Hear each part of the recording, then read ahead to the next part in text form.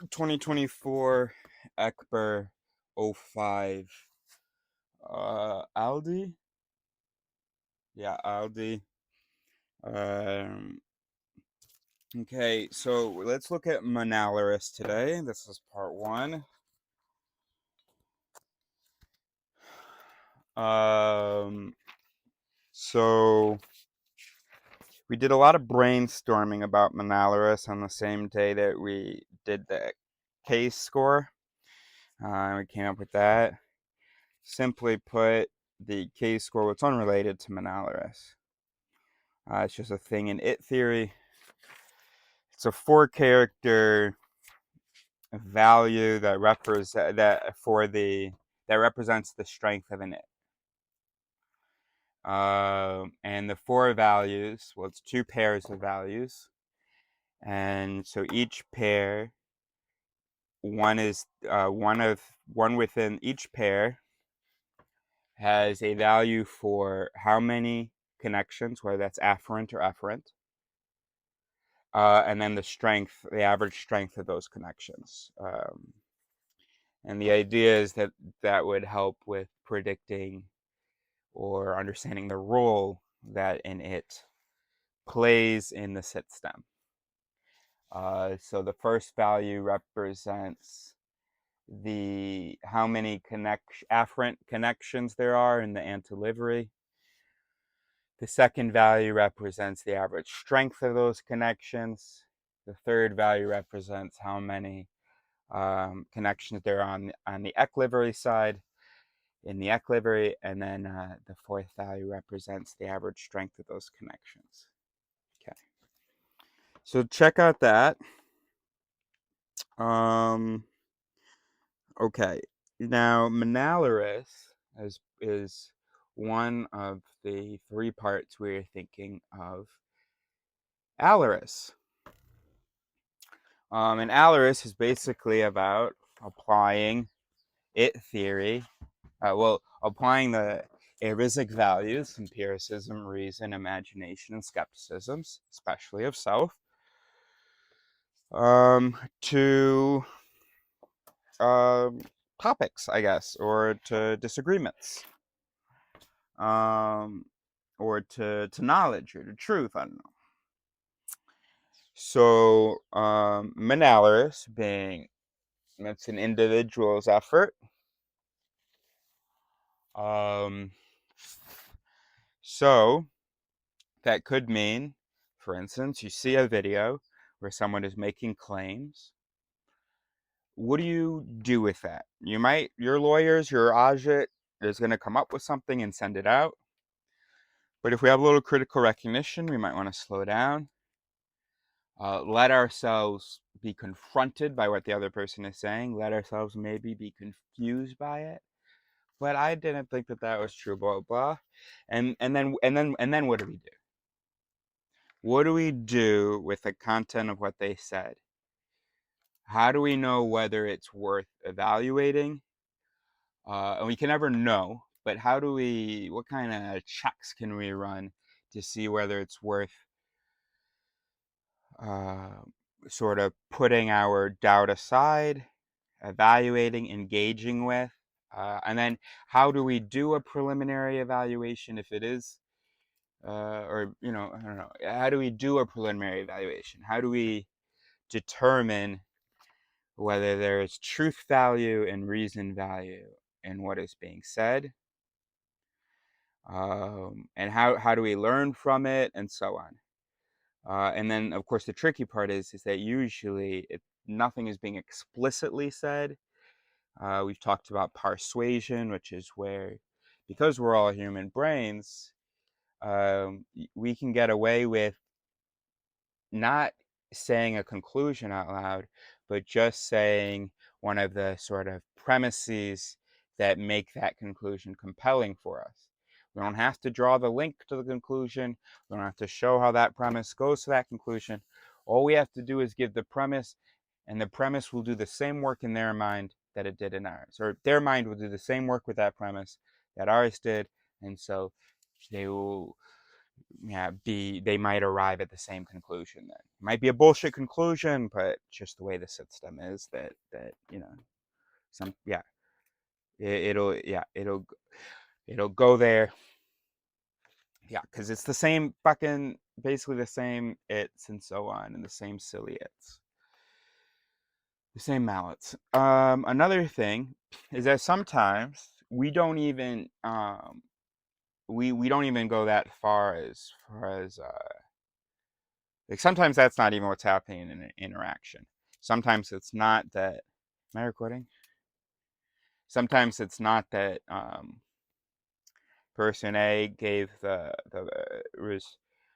gave the par to person B, and person B inferred the conclusion because that par triggered the same thing in them.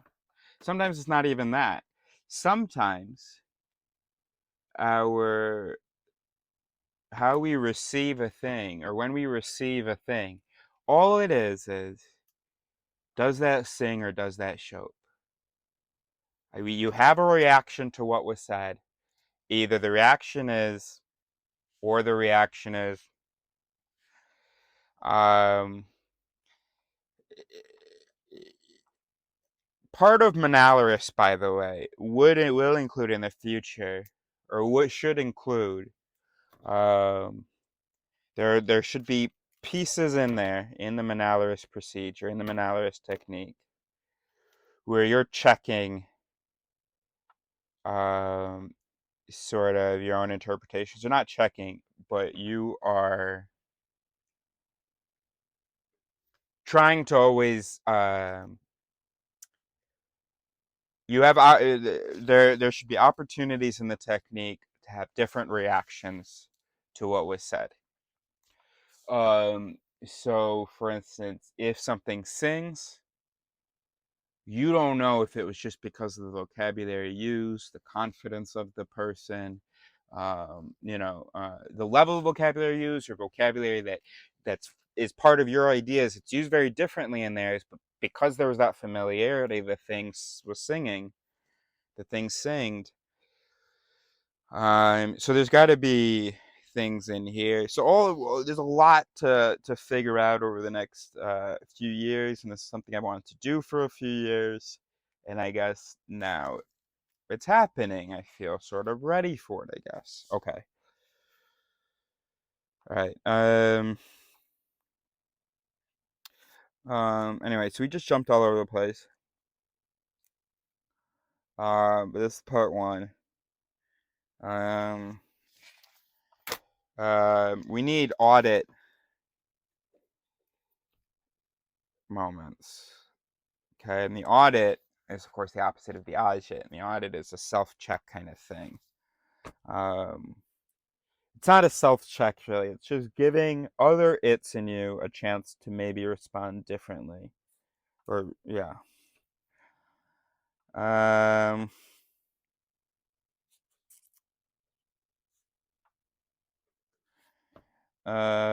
okay, why do we disagree? A few years ago, I made as part of my channel, or I said in a video that sort of part of the point of this channel, or maybe the point, if I wanted to do it in one word or one sentence, is study of conflict, of discord, of disagreement. And that really has interested me my whole life. Why do we gosh, disagreements are so sort of confusing and frustrating for me, because I was told this story of us being these rational, language capable things where we should be able to like have a conversation and then we come to an agreement. How does it happen that doesn't happen? That was crazy to me. And then I started to understand. Okay, we're human brains. We're not quite as smart as we think we are. I gotcha. So that whole story was bullshit. That we're all smart. No, no, no. Okay, we're all just programming, and yeah, we got bugs, bro. We got things and the program was just never for having a discussion and transmitting non-immediate truths, non-salient truths, or not truths that we didn't evolve to be able to immediately understand. Okay, so why do we disagree? So, very simply put, we disagree.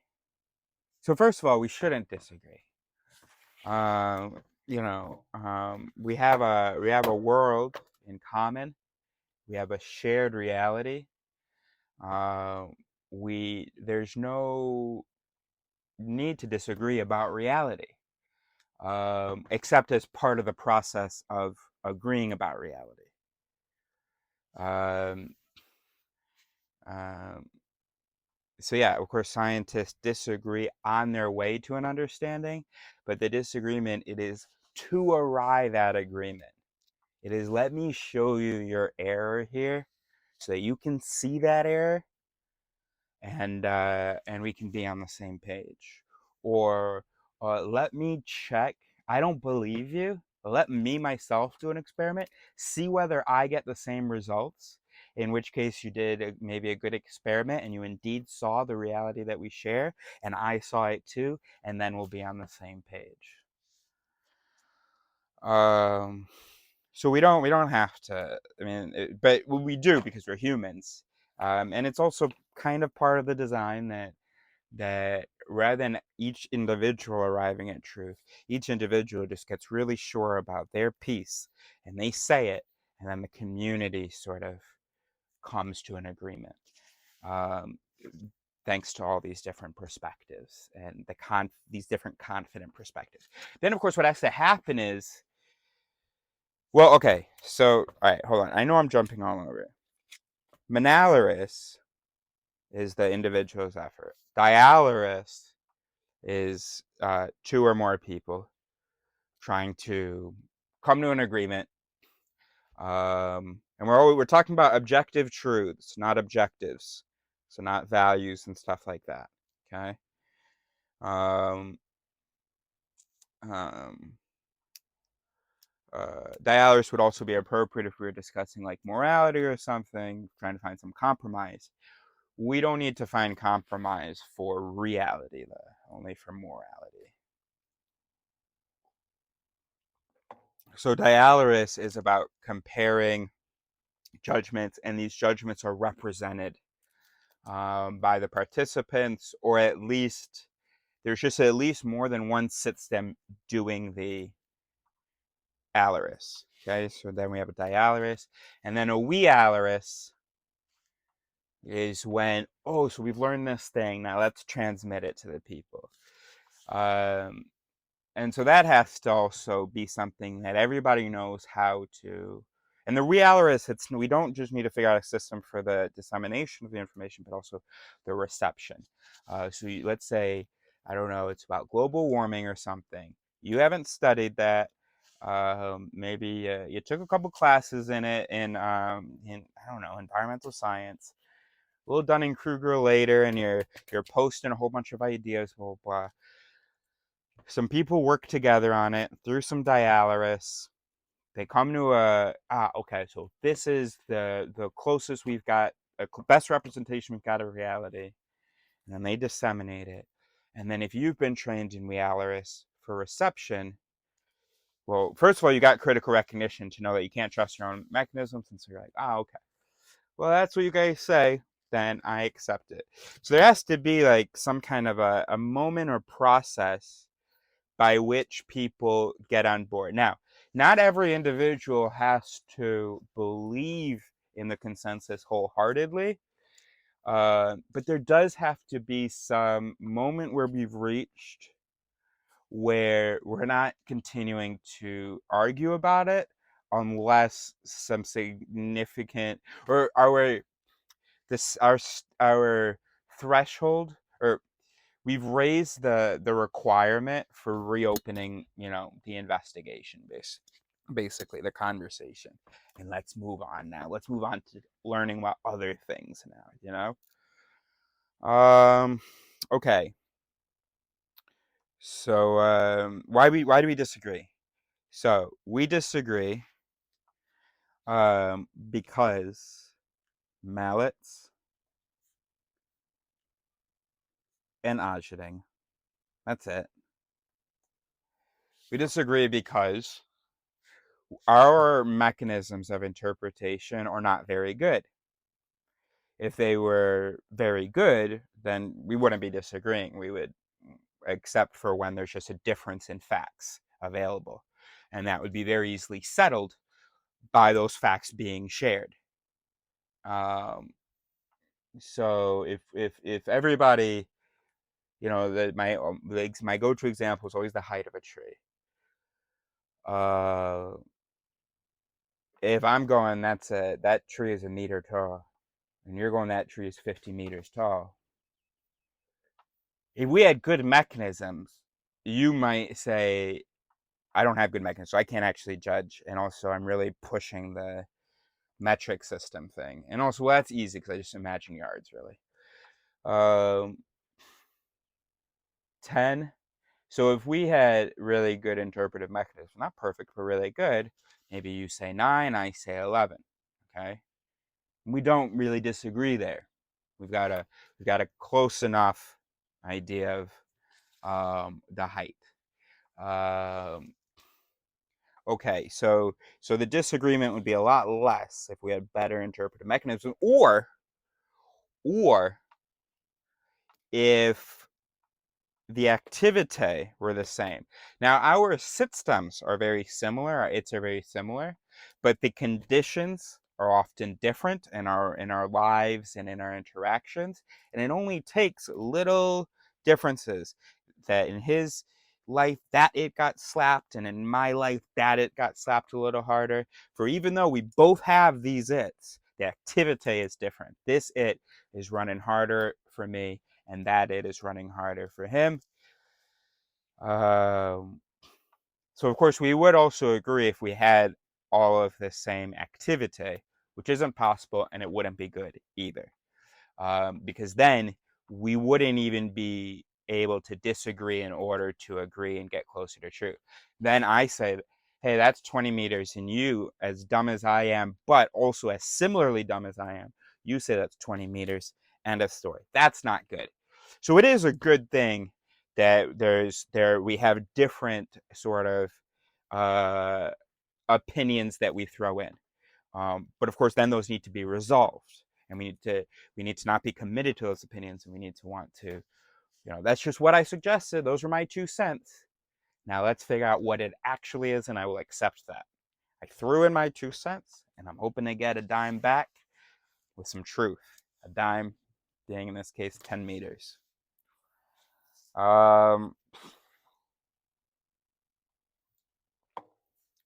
Okay. All right, so we can add that.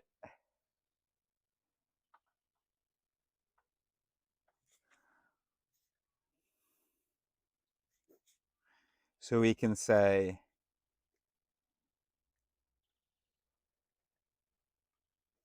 all right, so we'll say 3 reasons that we disagree. First of all, the truth is singular, okay? That tree has a specific height. Depending on how you define the height, depending on how you define height, there's going to only be one answer to that at a given moment. Of course, it grows and blah, blah, blah, but if you're specific enough in your question, there's one answer. Okay. So, first of all, in order to disagree, we have to have different answers, okay? Well, because our mechanisms aren't very good, and because there's so many different permutations in which they can be active, well, we have different and non-true opinions. So that's why we start off with A. I say A, you say B, she says C, she says D. Okay. Is that good? I feel like that can be said more concisely. So let's break down the question why we disagree. Why do we have different answers to a question? And that we should note that there is such a thing as a right answer. Uh, is this are the photons bouncing back from here of wavelength like in the you know low to mid 400s? I don't know. That would be my answer. Uh, but but yeah. I regret that example. I wish I had done something that was outside the visual spectrum even. No, that's silly. That would be also useless. All right, whatever.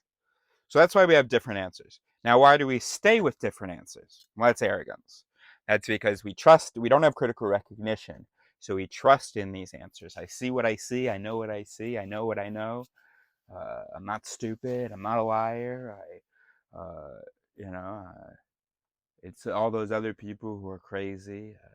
But it's perfectly obvious to me that this is the answer. And if something is obviously the answer, that's the fucking answer.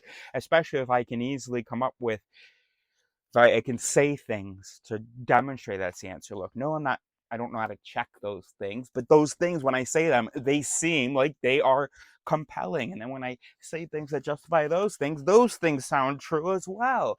It's just an endless thing of truth coming out of me. So, of course, the agit, that's the lawyers in the brain. They take over uh, anytime you're challenged, anytime you need to justify something, defend something, blah, blah. And not just anytime you're challenged, but anytime you're challenged and you're invested. It doesn't have to be emotionally, but anytime your schema sort of depends on a certain thing being true, the lawyers will be called into action when that's challenged. And because we don't have critical recognition, all of our rationalizations sound great to us. So that's why we disagree. So very simply put, we disagree because our interpretations, our interpretive mechanisms are not good and sometimes yield different not good results, which we then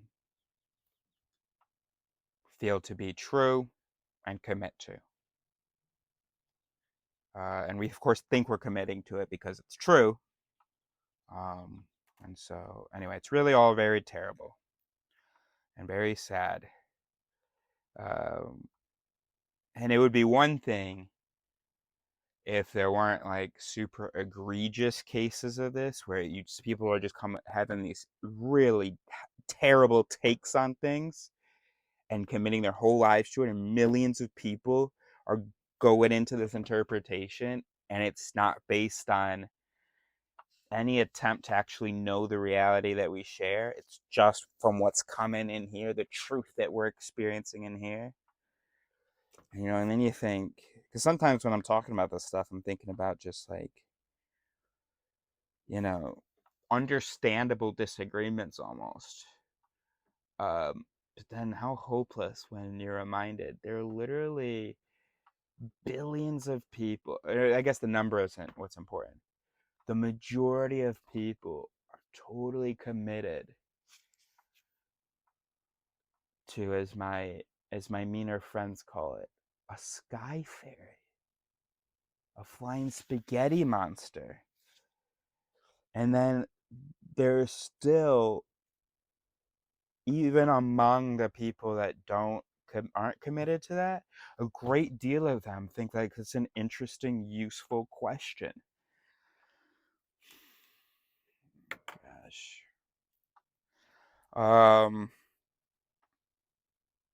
So anyway, say it one last time and let's move on. Why we disagree? Because we have faith in our bad interpretations. And by the way, the more that we defend them, the more committed we feel to them. Because we just keep getting feelings of, yeah, true, that sings, yeah. That's why Monaleris can only get you so far. You need to start involving other sit stems if you want to actually get closer to truth. I still don't even know what is the goal of Monaleris. It's something about trying to know what to do with, or try what to it's the first steps when you're confronted with an idea or sentiment or whatever that you don't that shapes. Now that's not entirely true though, because it should also include things that you do agree with. And that would be a really cool thing. You're on the Israel side, and you see a video about Israel, and well, let's not be too ambitious. Let's just start with when it shows, because maybe even you're watching a video about Israel and there's something that makes you go, huh? Somebody from your side has said something that makes you go, huh? Capitalize on that. That's a big deal if that's happened, because there's so many reasons why that shouldn't happen in your mind, that someone who you agree with says something that makes you go, huh? So when that happens, if you're serious about truth or anything, you gotta wait, what's that? What's going on here? But yeah, ideally, we would even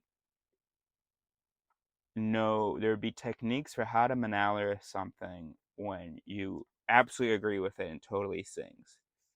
But you're so committed to truth, and you're so humble, and you have so much critical recognition that you want to do a check. And remember, this won't be 100% check, because first of all, it won't be feasible to be able to check all of the information. Um, it's really the question with Monaleris is, do I need to move on to a dialeris?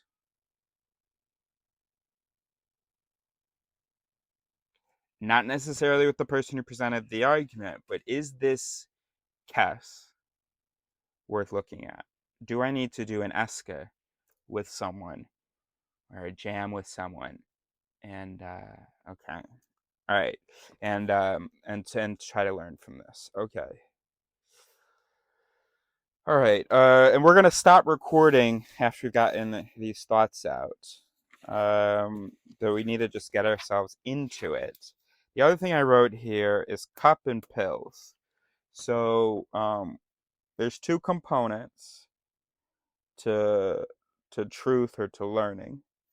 One is the information, and one is what to do with the information. So we can call one like empiricism, and one we can call reason, maybe. Um, and in logic, we've got soundness and validity. Okay. So in my vocabulary, if something is cup, or if something cups reality, or you can just say for short cup, and we'll assume that you mean it cups reality. It's something that seems to be based on reality, seems to be taking from reality, seems to, I don't know, I imagine like a suction cup on tentacles on reality. You got the octopus like that on reality. Of course, it can't actually take reality in, but it's got its suction cups on reality rather than on a Bible, or on whatever. So if something is cup, now you can also if you specify what the object is, you can say, okay, you're cupping that experiment, but why don't you like cup the or you need to base it on, why don't you cup the moral questions here, or the moral interpretations here, because actually, yes, the experiment indicates that, but there's some really important. Anyway, and if something is not cup, it's like, oh, that's just not even, doesn't even seem to be based on, or it doesn't even, okay. So you have to figure out, does it seem to be cup, what you're hearing? And then the other thing is pill. Um, and that's because when I imagine having conversations with people, I feel like there's a lot of slipping. Someone says something. I think that I respond to that thing. And I think we're about to make progress. Or okay, so you you made a guess. I responded to that guess, maybe pointing out what I thought was a flaw in it. Now you can either show me how it's not a flaw, or you can accept that it is a flaw. But instead, the person just slips to a whole nother thing. So slip backwards. Pills, pill. So pill is when it's a good logical move, or it's no, we don't see any problem with the move. And also that it is a move from the thing that we were just doing. So for instance, I think that we should go build a treehouse today.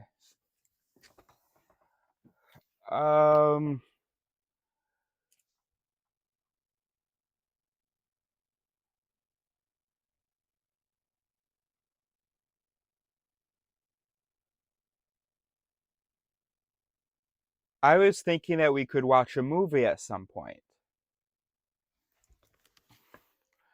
I'm not sure how pill that is. Are you saying you want to watch a movie during the day?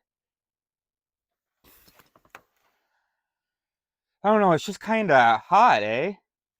Whoa, whoa, that's not pill at all. What are we doing? What are we talking about right now? Hold on. Okay, let's just go back. And also, it's not hot. It's 15 degrees out. So you're not even cupping the actual like temperature. What are you talking about? That's not pill. You aren't responding to like I don't see how you're responding to what I had said, or making a move from that, or in addition to that. And then also, what are you cupping? How can you say it's too hot out? Hey man, that's just my opinion, man. What is going on? Hold on, can we just start over? Can we just start over? Hey, I think we should, and I get that you don't want, so I don't mean to push it. Can we just start over? Pretend like, can we just start over, please? Hey, I think we should build that treehouse today. Do you want to work on the treehouse today? You want to work on it? Okay, I'm gonna pill now. Yes, I do want to work on it. Yeah, we could work on it. Okay, that's kind of pill. You kind of said nothing, but you at least sort of engaged with what I said. But here's the thing. I'm just cupping like your energy right now, and I'm getting the feeling that maybe you don't want to. Oh, no, it's not that. No, we can. We can. Oh my gosh, this isn't even the example that I want to show. What are you I wanted to like have a disagreement about something, an actual like explicit disagreement, and show them, and I want to use the word pill and cup in that. Um so how about this? Okay, so the Eska is something, or the Essek? I'm saying Eska, I think it's Essek, isn't it? Oh, it is Essek. The Essek is build or no build treehouse. Okay, my guess is the conditions are right today to work on the treehouse, but included in those conditions, I have to note, is willingness and energy of us. So maybe what you can tell me now is what would be super pill right now, and it would also, if you want to cup your state and tell me about it, because I can't really cup your state. I can't talk about what you want to do. So, what would be really pill right now is if you said to me, oh, actually, Eris, the conditions are not right because I don't feel like doing that today. I see, but that would be pill, and that wouldn't give you a good example. No, but I think they got it. Can you just do that just because now I'm like, oh, yeah. All right, yeah. I mean, what you said. You polite piece of shit. I want you to say it. I want to act like we're two humans that are able to communicate. I want you to say to me that you don't want to do it today. I mean, no, if it's really that important to you, we can. I honestly, I'm gonna stop recording, and I'm gonna go. I'm gonna kill you, and I'm gonna also smoke a joint because you just really frustrated me. 2024 Ekber 20 nope 50506 Aldi. Um, Part two. We're getting ready to talk about Monaleris. Um, okay, maybe it was my autistic system that wasn't understanding. Maybe what you were saying was pills. Maybe you were pilling what I was saying. So are you saying that?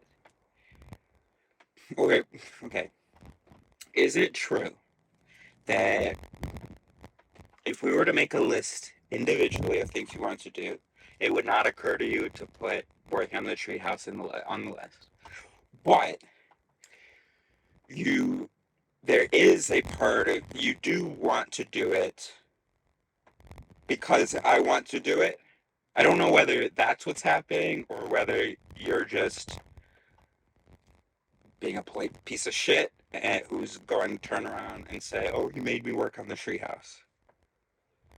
Um, so yeah, Harris, I don't know.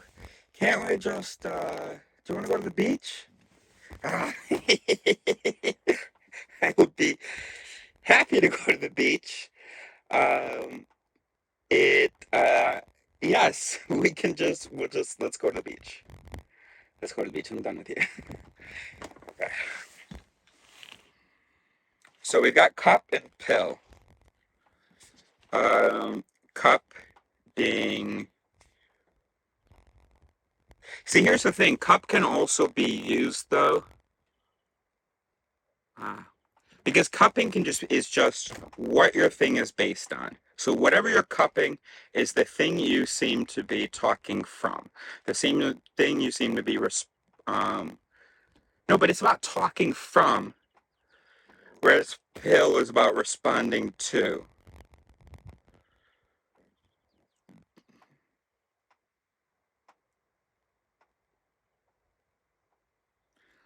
If you're, and this might just be a semantic thing, I'm getting tripped up because of based on.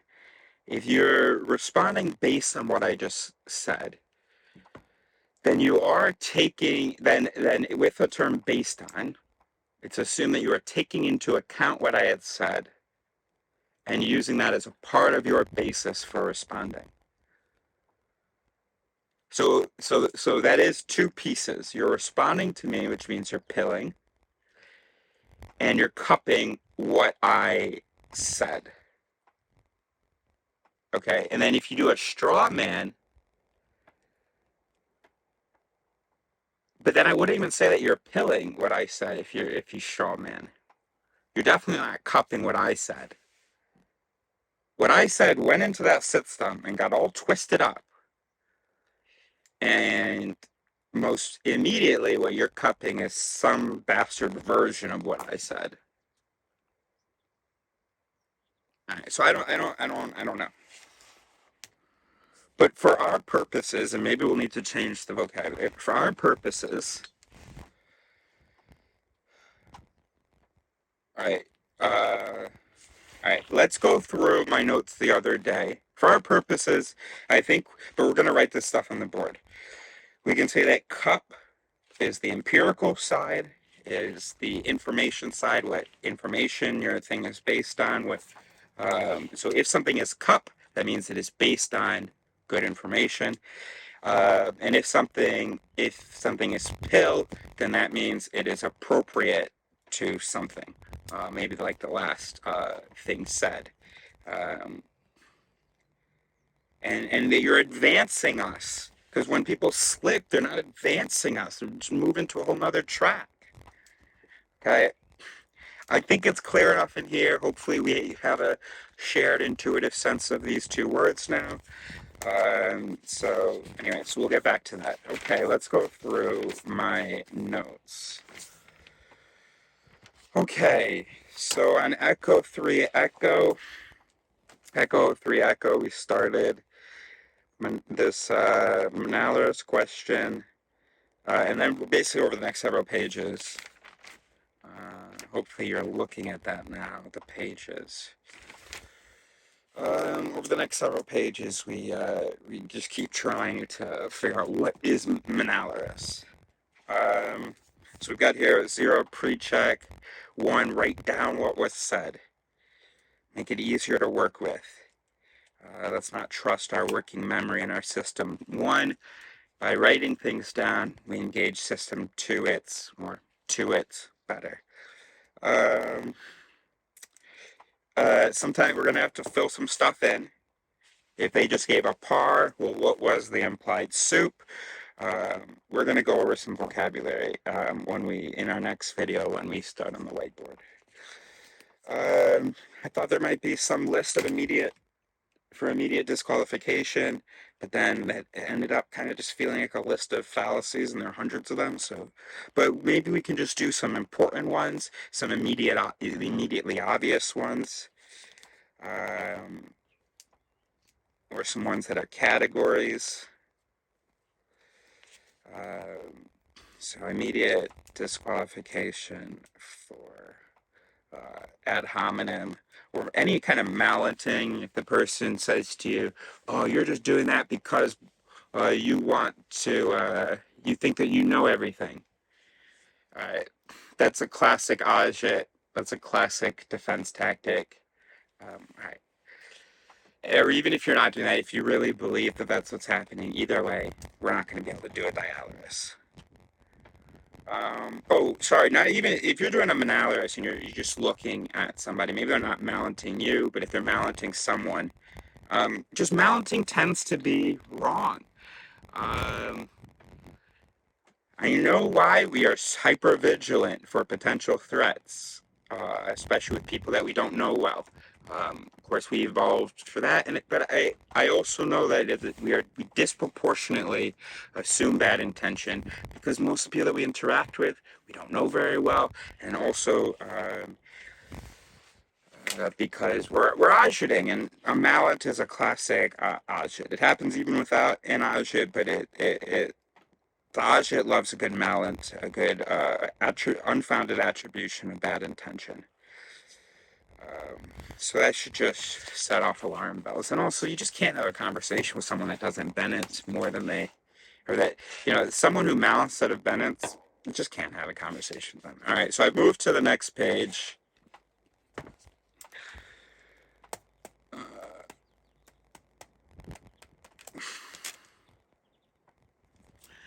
timestamp. What are we at? 7:47.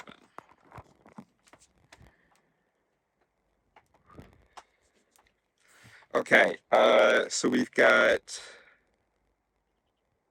So I had some other stuff I wanted to think about. Theory.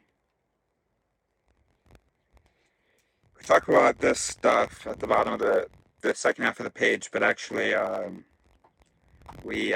stuff we talked about with K's. Talked about in the K's score videos. Next page. It doesn't matter. It's 2 pages. So at the top of the page, Monaleris is not about evaluating an argument, a case. Or maybe part 2 is. Okay, part 1 of Monaleris is about determining whether a case is worth considering. First of all, is the person agiting? Are they protecting a belief? Do they seem interested in evidence?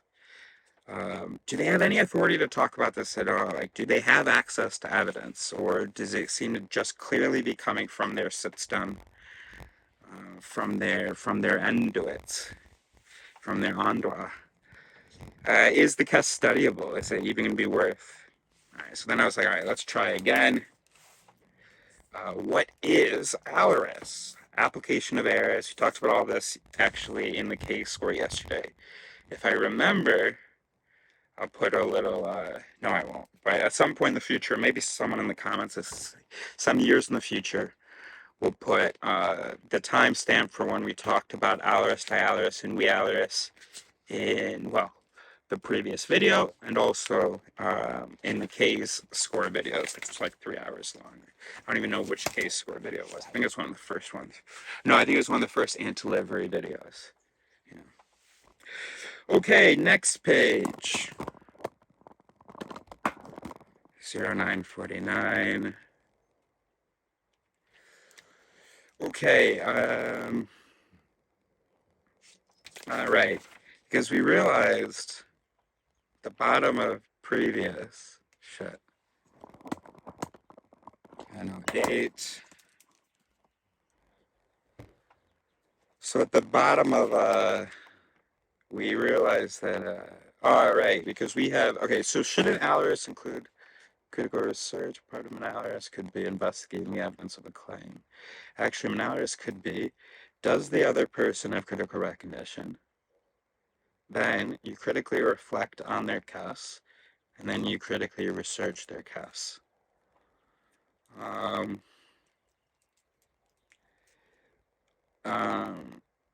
but the critical recognition, you won't be able to. If you first of all, if you have critical recognition, amazing. Talk to me. I don't know anyone with critical recognition really, or just a couple people, I guess.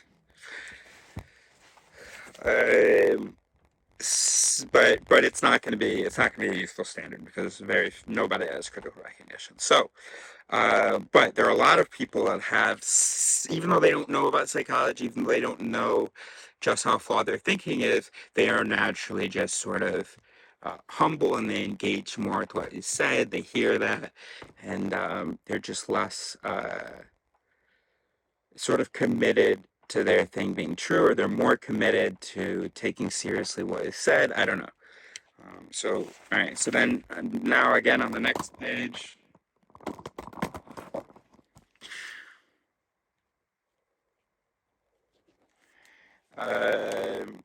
So instead of disqualifying anyone without recognition, we need a softer standard. Oh, but then I was like, yo, but what if they lack critical recognition and also they're auditing? That still doesn't mean that what they're saying isn't true or useful.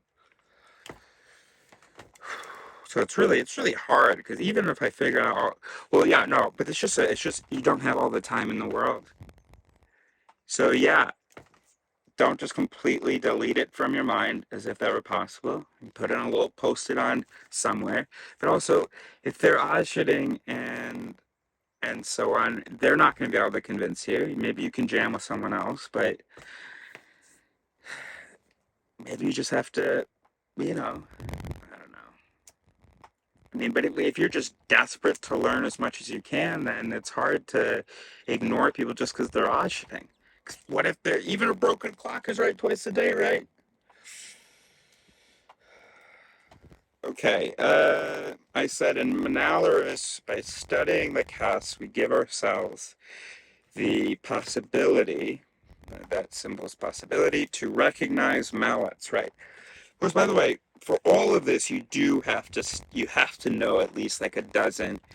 While we're here, let me make a quick list. Let's make a quick list of, I'm going to take a first go at 12. I texted someone, I made a list for someone.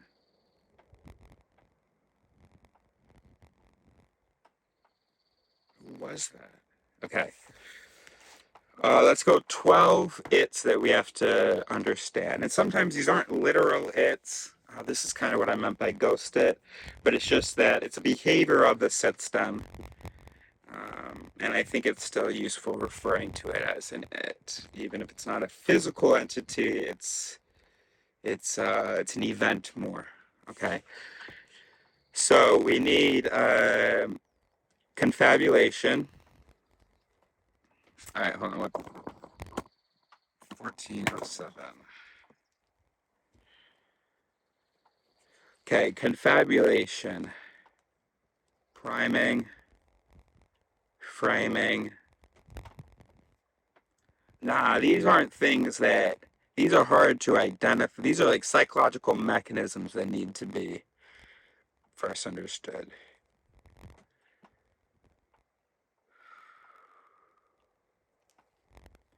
affect, heuristic.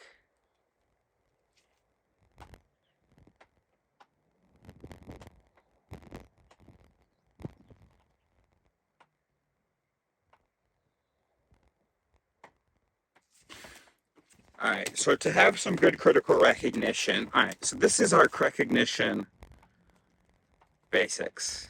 So here are the things you need to research if you want some recognition.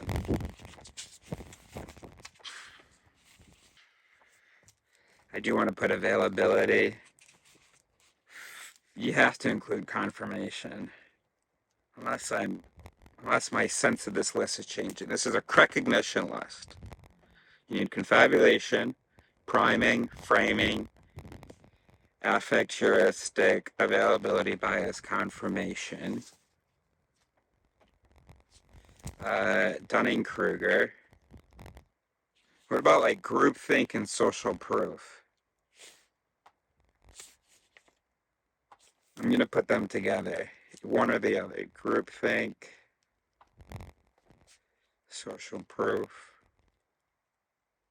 I don't know. Okay. Decision fatigue. Or ego depletion or something. It's also, I think, called. Oh, cognitive dissonance. What about association bias? I don't know. I think I'm just writing the ones that pop out now. And then there's another one that I had. Oh, like maybe the Linda problem, like some kind of introspection illusion. We need to do introspection. All right, well, we're just gonna have to stop there. No, actually, there's things that we can take out. Introspection, that's good. And then we want to do something with probability. But that's just like a fun example yeah, that's just a fun example. That's not actually, there's like recency, but yeah. All right, let's leave it at that. Okay, so for recognition, it would be that. And then for reflection, you would have straw man. You would have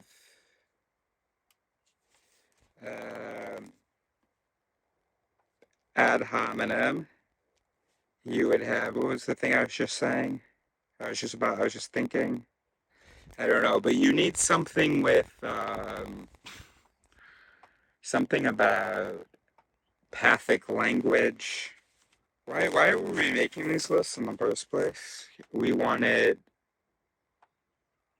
yeah, certain basic ones that you need for, anecdotal, that's what I was thinking. Like a narrative bias. Is that what it's called? Or like a small numbers thing? Um, you know what? Cognitive ease should be in our recognition. We'll drop Dunning-Kruger and we'll put cognitive ease. Okay. All right, so I don't know, but maybe we'll see that in the next video. Okay, so now we're going back to 2051. Okay. Part 1 of Monaleris should be the guided vibe check. Is there a par? Has the person given a premise, a thing that is meant to lead to their conclusion, or have they just affirmed their conclusion? In which case, you can't, because you can fill in what the soup is, what the conclusion is, but you can't fill in what the par is. And it happens more than you think that someone just affirms the conclusion without giving anything that you're supposed to use as a jumping off point to get to that conclusion. So is there a par? And that's kind of scribbled in there in part 1. Was there a piece of information? So a par doesn't have to be a piece of information. It can just be a reason, something that is meant to lead to that conclusion. Is there a piece of information? Did they say something, a statistic, some kind of a fact? Um, how much emotive language is there? What are some obvious fallacies? Any humility observed?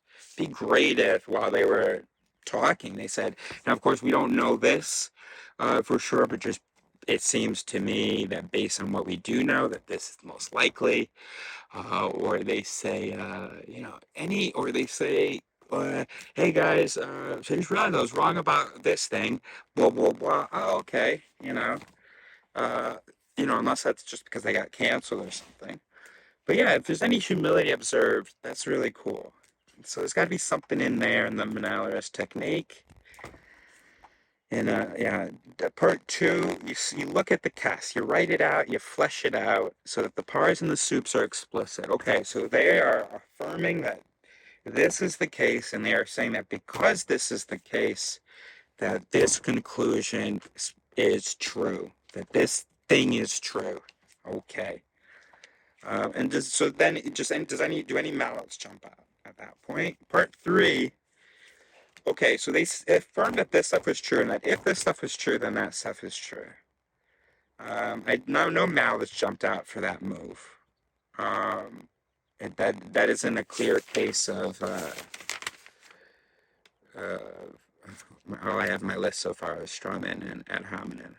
Anecdotal. That isn't a clear anecdotal thing where they are making this conclusion based on this one experience or one individual and not talking about the general case. So now so no moves jump out. There may be no errors jump out. There may be errors, but no errors and those moves jump out. Okay, so now those cars, you can maybe do some kind of a cursory look at like, are those things true? And if, by the way, if you look at two of them and you see that one of them or more, one or two of them does not seem to be true based on your internet research, which of course may have been flawed, um, then move on. Hoping that you looked at like a consequential par of theirs, and you didn't nitpick, find one that they weren't even actually depending on and that you thought might be false, and you find that that's false, and then you're like, oh, but actually maybe their argument is still sort of, well, even if you remove that fact and you just take the other facts that it's copying, it can pill from those, or it can follow from those facts.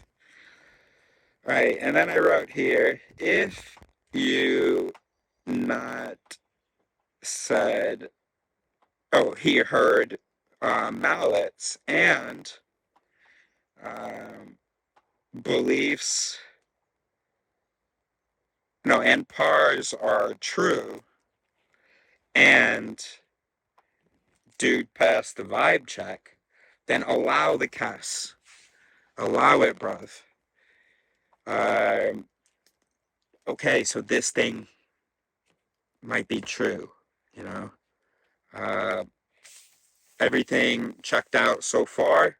I'm not going to start arguing or let myself show how it's false. I'm going to let it live, I wrote here. Or maybe request a dialysis or a jam with someone else. You know what? Does, a jam doesn't. A dialysis does need to involve the participants. I mean, every test needs to be represented. So extramonalis is more intense study of casts, but should only be done if dialysis is not an option. To research the ESSEC, should I say ESSEC, and find better casts than the proposed. Needn't be represented by interactors. Let's change that. In a jam, using some dialeric dialeresic techniques,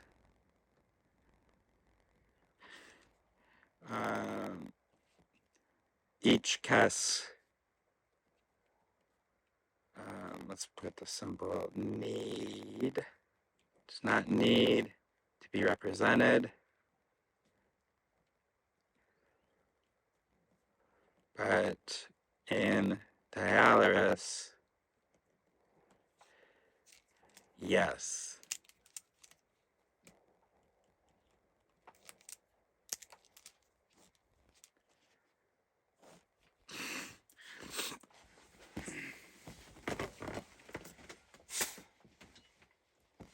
Okay, okay, so what's this say at the top of the page? You only you. Oh, you alone can't. I remember what this means, but I want to can't definitely ponder plus say. No, ponder plus question. You can't like evaluate the other's cast. Yeah, you alone can't really evaluate the other's cast. You can try, but you can't really trust yourself to have done a good job. So Monaleris is about knowing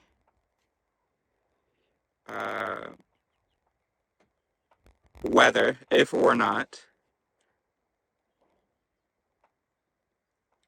Does that mean? If or not. Oh, allow the cast. Okay. Okay. Monaleris is an individual's cast check, a chance to recognize problems, a questioning. No, it doesn't. That's not the question symbol. Is that seeing, looking at information, and you want to try to shine? Okay. Dialysis is a technique for interpersonal cast comparison. Oh yeah, see, compare, say. Okay, and then Wealaris is a cast announcement to the other people. Okay. All right, so we're all caught up. So now what we have to do, one more video. We're just going to put some vocabulary on the board. And then we have to do what we are supposed to do, which is go on Instagram, look at some videos that I've bookmarked, some things that shope, some things that we disagree with, or maybe we'll do some things that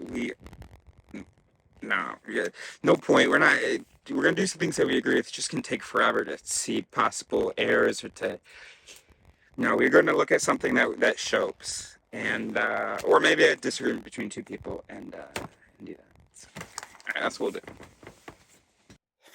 Okay, so this I think is part 3. We have talked about why we disagree, which is because we have not great interpretive mechanisms relative to the things we're trying to interpret. And yes, we have very similar mechanisms. But the brain's complicated. There's so many different ways they can be activated. And language is complicated. We don't have a great grasp of language, and so very easy and then all it takes is a couple different conditions to trigger different interpretations, and then you've got wildly different interpretations, wildly different answers, but then without critical recognition, you don't know that you're a human brain, and that those answers and the mechanisms that produce them aren't very good. But you know what you are good at is thinking you're defending a position well. So you'll just say a bunch of stuff that sings, even though it's not actually reasonable or maybe even true. And then you so then you just get further and further along into your thing, and they into theirs. Both of you just defending it, believing in it, and so anyway, that's why we disagree, because we've got bad interpretive mechanisms that sometimes produce different things, and then since we believe in them, we commit to them and don't change our minds and so on. So that's why we disagree. And the goal here is to figure out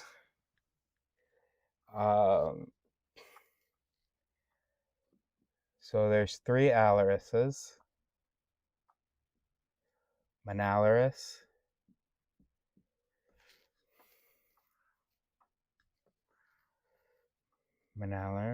Dialaris, Wealaris. Okay.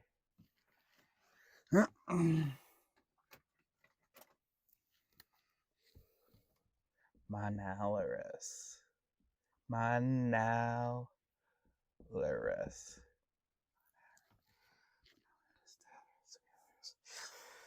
Okay, so today that's what we're trying to. What is that? What is this? We know it's something about an individual's effort to evaluate a Kess. Okay, and we're gonna define Kess and cup and all of that stuff on the board. Dialaris, this is interpersonal.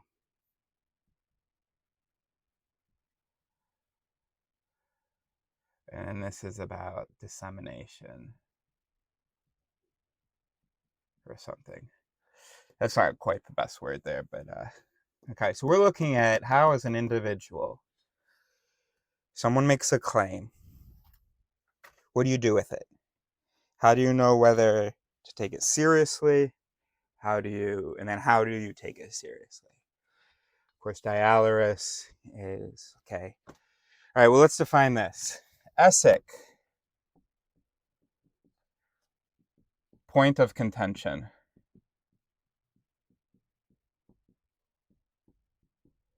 Okay, that's an Essic. Okay, a Kess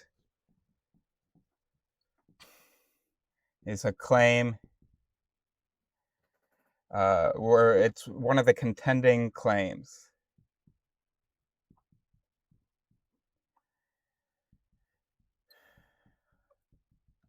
Okay. Or it's one of the contentions. Here's what I contend, that X is true. So here's my Kess regarding the Essic.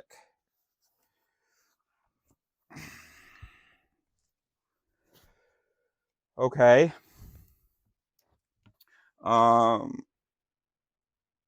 So it's a statement. Okay.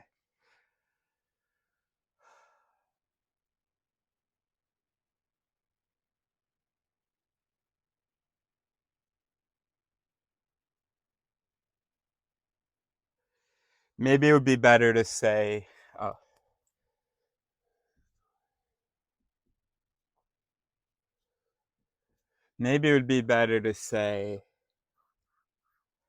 the question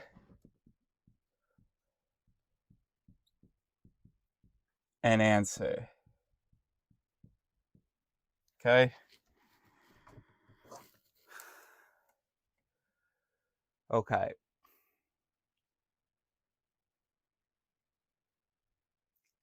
Okay. So,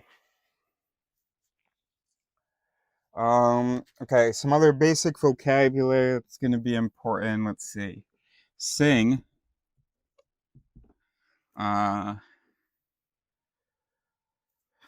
Sounds good. And shope sounds bad. Okay? So you hear a cuss and you're like, no, that's wrong. Okay, that cuss shopes. Okay? Let's not go as far as to say it's wrong or we don't agree with it or we don't like it, whatever. We just know, let's just stop immediately once we know, okay, we're having a negative reaction to that. Could be because we've perceived an error. Could be because it could be for a lot of reasons. A lot of things can bother us, and the system isn't very good at doesn't have the nuance of like, oh, but this bothers us because they yelled it at us, or because we don't like the person who said it, or whatever. That nuance, we don't experience it. Not humans in this age anyway. Maybe one day. Okay. Cup.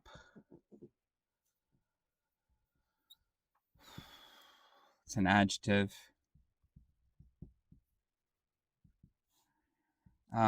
Based on good, maybe, information. That's the important piece, though. Evidence, empiricism. Okay. Pill. This can also be a verb, but I'm putting it as an adjective. Pill. Relevant. Relevant. And how do you say it? Like it advances us. It's not only relevant to the conversation, but it adds to the conversation or responds to something that needed a response in the conversation.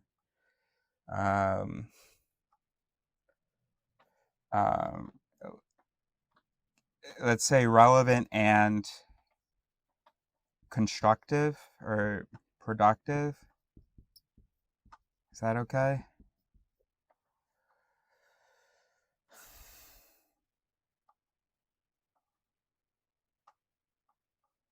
Should we do constructive? You liked constructive better?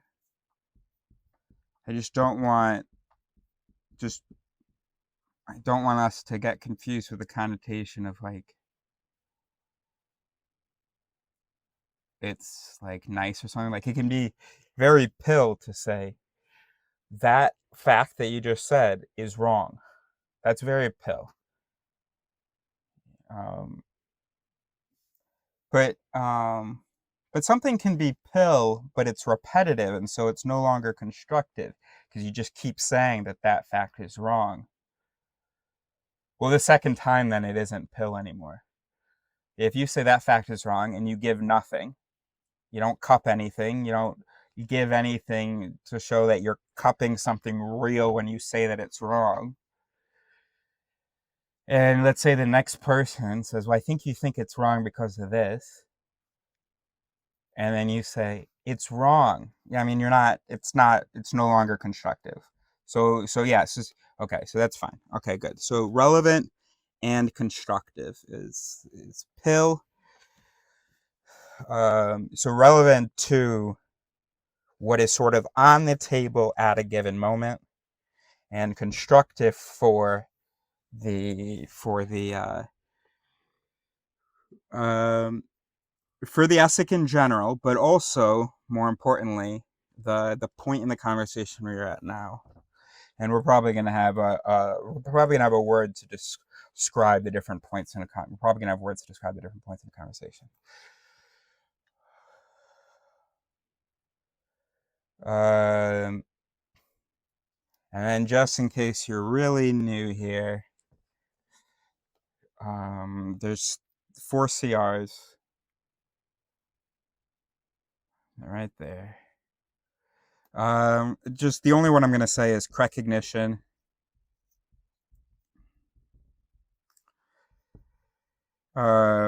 Recognition of cognitive nature and limits. Whoops, recognition of cognitive nature, and that means limits and function.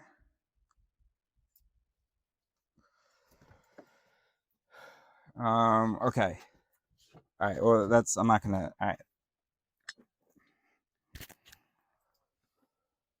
All right. What other vocabulary are we gonna need before we open up this computer and really get into it?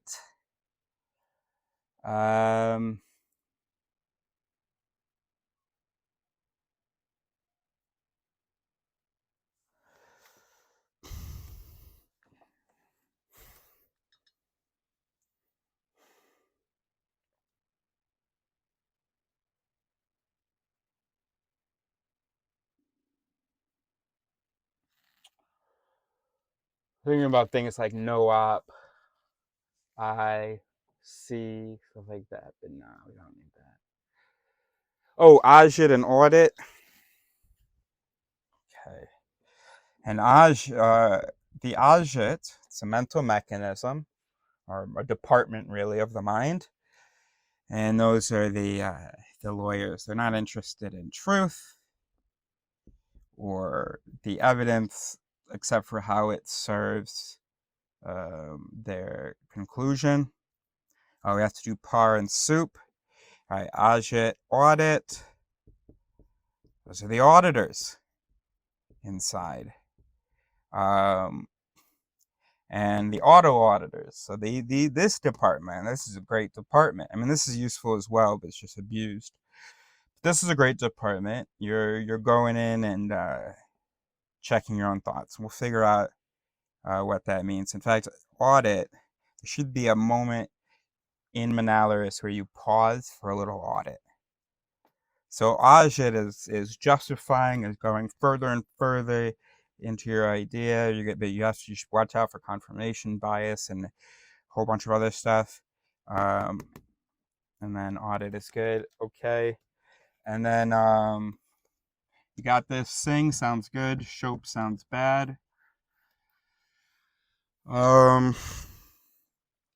The par is how would you define that?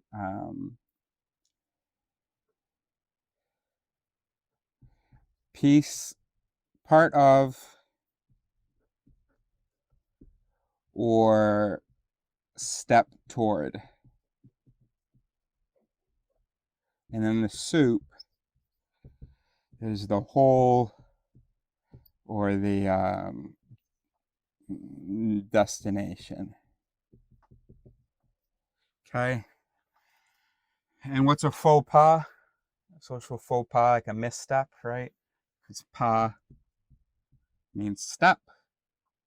So if that helps, And then soup, you can just think of it as the superior thing. This is yeah. Now, soup is maybe a little bit tricky because no,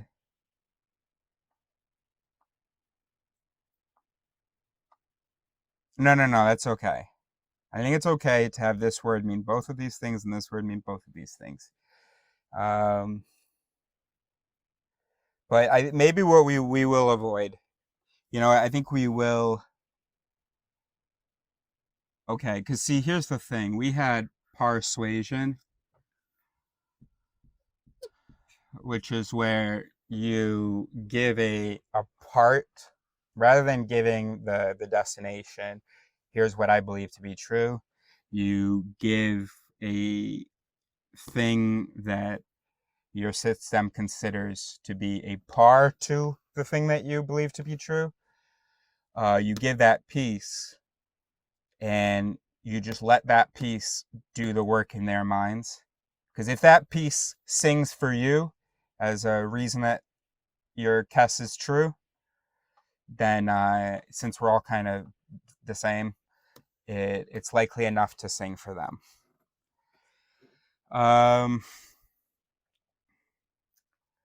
And I like that persuasion, but all right. This is called it theory, of course. Everything that we work on is all about it theory, about the its of the mind and the sits of the system. If then, okay? If then, okay? Condition, consequent. Right, we've talked about that a lot. Okay, these are the symbols, Hebrew symbols for bet and tav. Okay, so bet suasion doesn't sound as good, so we can leave persuasion, but bet suasion would be more accurate. Par only means this in persuasion, maybe, because I don't know that it's useful to say this is the par and this is the soup, because soup should always include the par. No, if the par is a step toward the soup,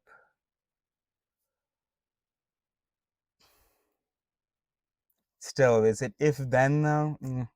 Okay, so we're going to use bet and tav.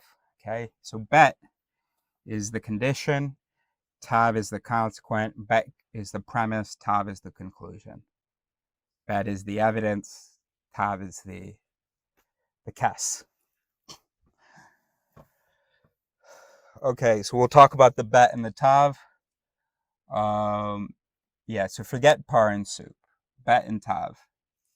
What was the other thing I said I wanted to do? We have the agit. Talked about cup and pill. Got the esic, the kes. We're doing a Monaleris. I'm trying to figure out what that would look like.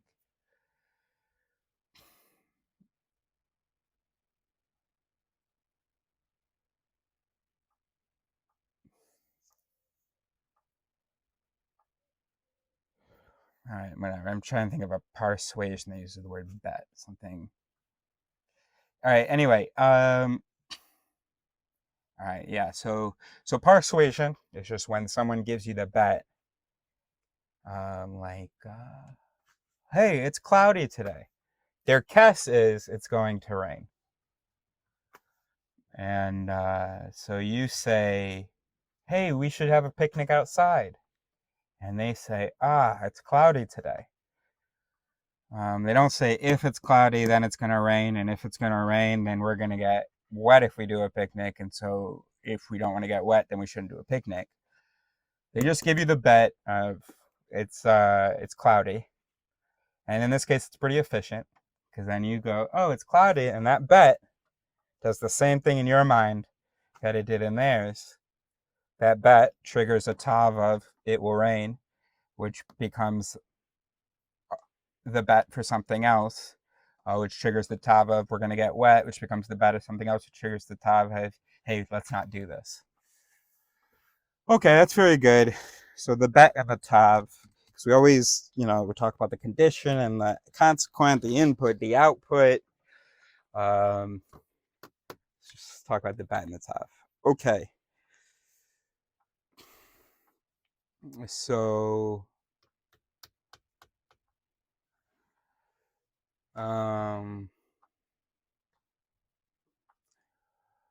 okay. So the bet and the tav, good.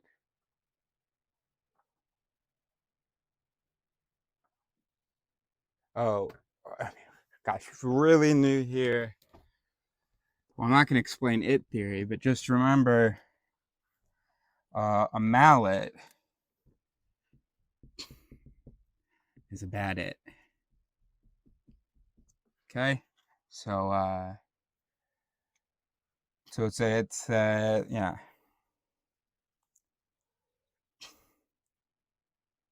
So if you give if you have a tav, a kes, and you give someone the bet that you think that you imp led to that tav, to that kes, then and then you give someone else that bet, and they have a different output, a different tav. Okay, someone, at least someone had a mallet. At least someone had mistreated the bet. had a bad it that went bet then tav prime, and you're like, but no, bet then tav, bro. This is wrong, bro. That's a bad it, bro. But when they heard the bet, the same bet, because we all have shitty its, they did that. And this might be wrong too, bro. Maybe it's actually truth. A true it would be like this, maybe. You know, whatever that one is. Okay. Or maybe I shouldn't be doing like prime. I should be doing like that or something. I don't know. Anyway. Yeah, we evolved. All right, quick explanation bit theory. We evolved with a bunch of these. With certain bets, our bet leads to a tab. This bet leads to that tab. This bet leads to that tab. This bet leads to that tab. And a lot of the times, there's a mistake in pairings. But I mean, it worked well enough to evolve with it. But... Okay, I think we're pretty much ready. Oh, I should have left that. Started recording. No, whatever. Okay, so in part 3, we did, fuck, I was supposed to get the computer ready. Part 3, we did some vocabulary that we're gonna need for this video. Maybe in the description of this video I've put the vocabulary, or otherwise, maybe in the definitely in the description of this video, there's the link to the previous video, and maybe in there I put in the description I put the vocabulary. You can also always find it on my Instagram. Okay, all right, so okay, so that's turning on. Audit, audit, pill, cup, cuss, and essek. All right. So what the fuck is a Monaleris? How you do it? All right. We should start with the goal. What is the goal of a Monaleris? Okay, so the goal to judge, can we say the potential? Let's just say the worth of a case, so of a statement, or of an argument, whatever. You judge the worth of a case. Well, it's not actually that. No. To judge, to decide whether to pursue a case. So someone makes a statement. Should I engage with that and go farther with that? And then you can jam or do a dialysis with the person, maybe, once we've invented dialysis. Because I think that's what this is about responding to. It's my frustration and suffering, frankly, in life, of someone having an opposing belief to mine or something, and not and me not feeling like I've learned from it, not knowing whether they're full of shit or whether they just seem full of shit because they disagree with me, and wanting to milk the truths around me for all that they're worth, not knowing whether I can, whether the, yeah,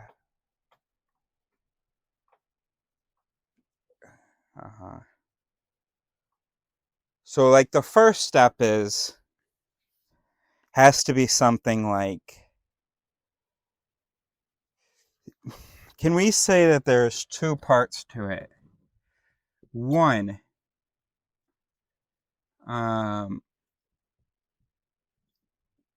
earned credence, or like earned allowance. Like, should I allow this thought into my mind and really engage with it? And then 2, this is a lowercase t, because remember, Monaleris can never be complete. You can never by yourself evaluate something.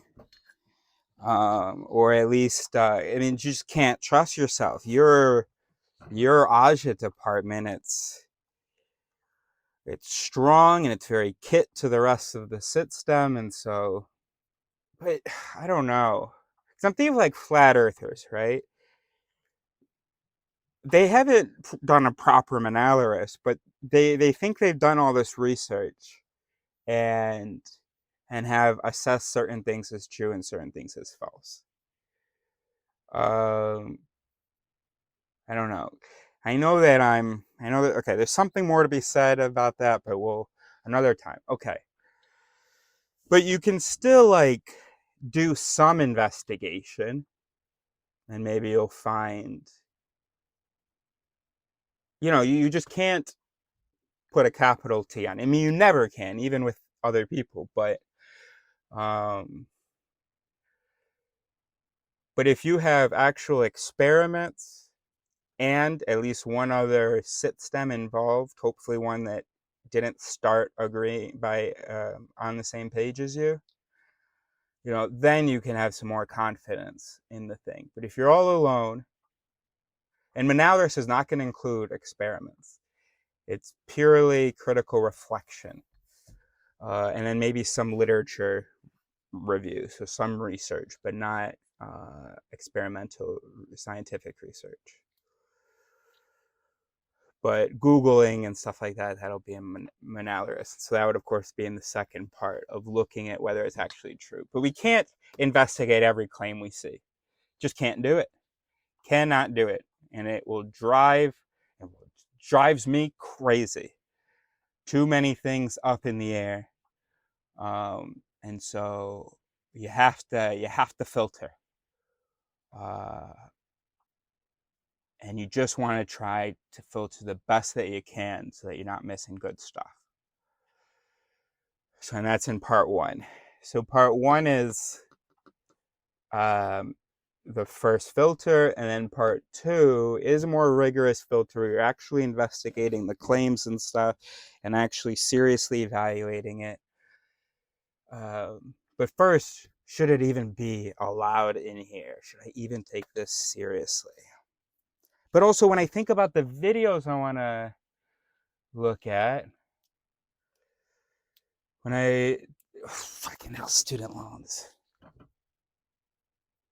When I look at the videos I want to look at, I feel like I'm gonna want to jump to this. All right, I don't know. Let's just go. Okay, so this must be like part 5 or 4. Okay. So I think I made a folder for Monaleris. Oh, this is gonna be so overwhelming. All right, let's just look at it. Let's just see what happens.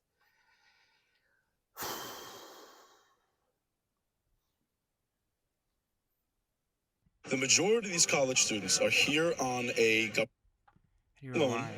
They are studying something unbelievably stupid. They are basically being built for money. They have no idea. It's the next cool thing to do. The average person, I think, at these protests is the kid that isn't cool or good looking enough to be invited to a house party. So because they're not invited to a house party... Oh my gosh. All right. Let's make this coffee a little Irish. And you know what? Once we figure out Monaleris, it'll be less overwhelming. At least we made major progress in our life. There was a time where, I mean, that guy Shopes, I mean, he just looks like a douchebag, right? So a lot of people are going to be willing to just write that off just because he acts like, just sounds like a prick. But we don't want to write people off for that reason. So let's find out some real things. And that's not a reason that I write people off.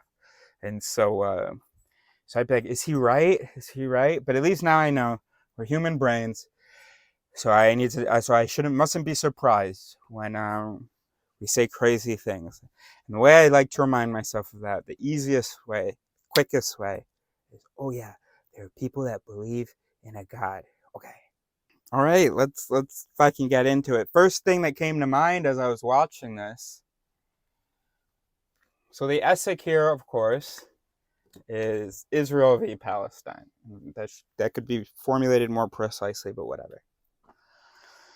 His guess, we can infer, is that Israel needs support and Palestine. So his guess is Israel, Palestine. Okay. That's not actually super useful. So we're gonna try to find some guesses that we can actually like study or formulate clearly, where it's something that the mind can actually handle, a question that we can answer, not just good or bad. So, but anyway, something that came to mind was the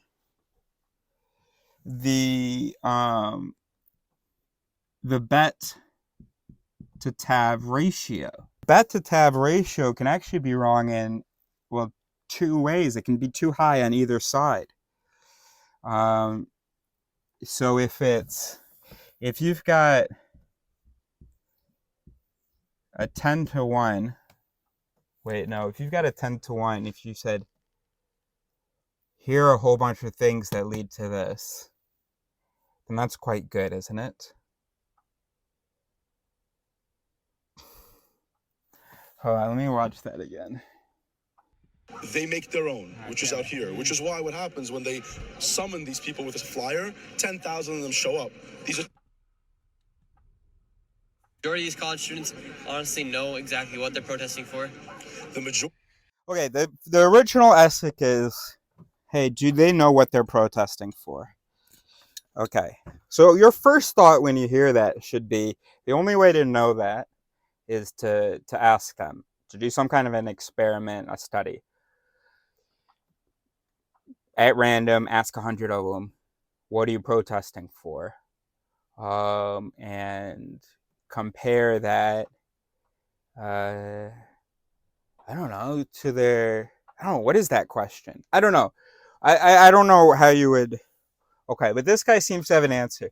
And we put in our notes that do they have access to the information? Right off the bat, this guy hasn't been talking to, not really. I mean, he's gone and antagonized, I would guess, and he says that in the video. But he doesn't have access to, do they know what they're protesting for? And no, these are just, because I don't know, are these bets or tabs that he's giving? He said they're studying something unbelievably stupid. But what is your evidence for that? So it sounds like you're saying, well, if they're studying X, then they're studying something unbelievably stupid. And so you're just affirming that they're studying something unbelievably stupid. But you didn't even say, oh, they're studying this, that, and the other. I guess there's always a more fundamental bet. Every bet is a TAV. Except for like experimental results. So, right, so the question is how cup it is. All right, so you've got reality here. This is reality. Okay? That's reality. That's the ultimate bet. The you know what I'm trying to say. Not the primordial, not the axiomatic, the base bet, bro. Okay? I don't know, and if blank is true, or I guess the base bet is our representation of it. So an experimental result. We measured the tree. The tree has a height. We measured it 10 meters high. Okay. Then that's your starting point. If it's 10 meters high, then blah, blah, blah. And by the way, you always have another thing as well.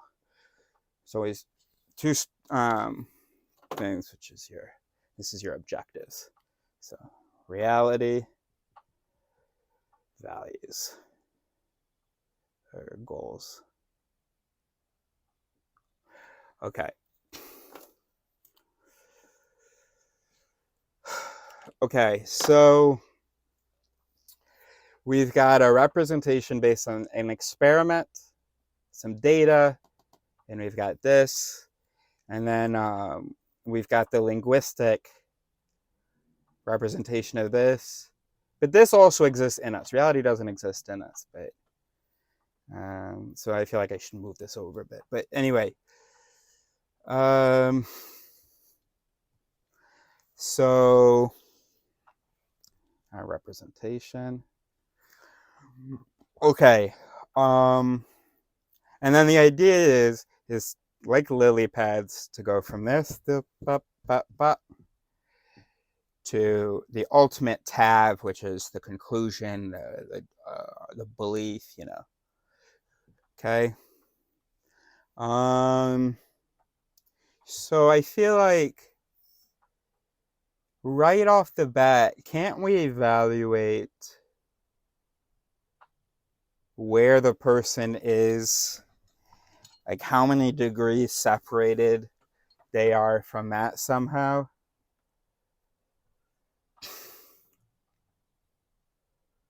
Like, and then of course there's still the question of we should disqualify auditors just because we don't have time to listen to everybody. Not that auditors are never saying anything true, but even if they're saying something true, or they're using a bunch of stuff that doesn't not make that thing true, and it's just a more exhausting process for you to find the truth in what they're saying. So you might as well just try to find people that are actually, you know, giving you a better sequence, something that you can actually properly evaluate. Now remember, auditors. All right, look, the brain in general does not truly go from this to this to this to this to get to a conclusion.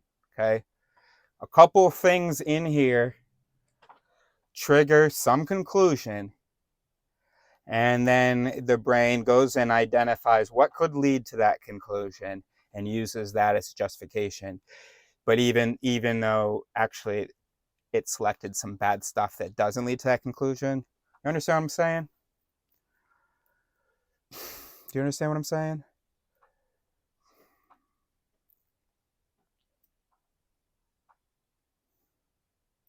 I think if you know, you know. Okay. So remember, auditors, they can be coming from this track, you know, because they kind of start here basically. They have some reaction to some of the information. They don't have a good interpretation of it. They have some conclusion, and they pick what works for this. And then so they're not on this path of coming from a reality and a sense of coherent values. They're coming from this basically, and then from here using things that are meant to lead back to this, and that's a really useful thing to identify off the bat. So how can you identify it? Well, basically just how much they mention evidence. Yeah, I don't think that we need to invent a word for evidence. But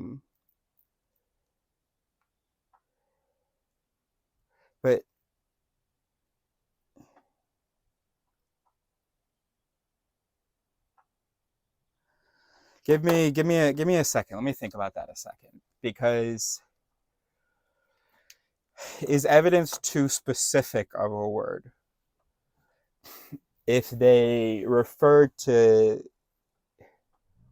aren't there useful things that they could refer to that are not evidence but are still elements that you know we want to see. Well, for instance, if they list, all right, so the question is, we need something like the evidence to claim ratio.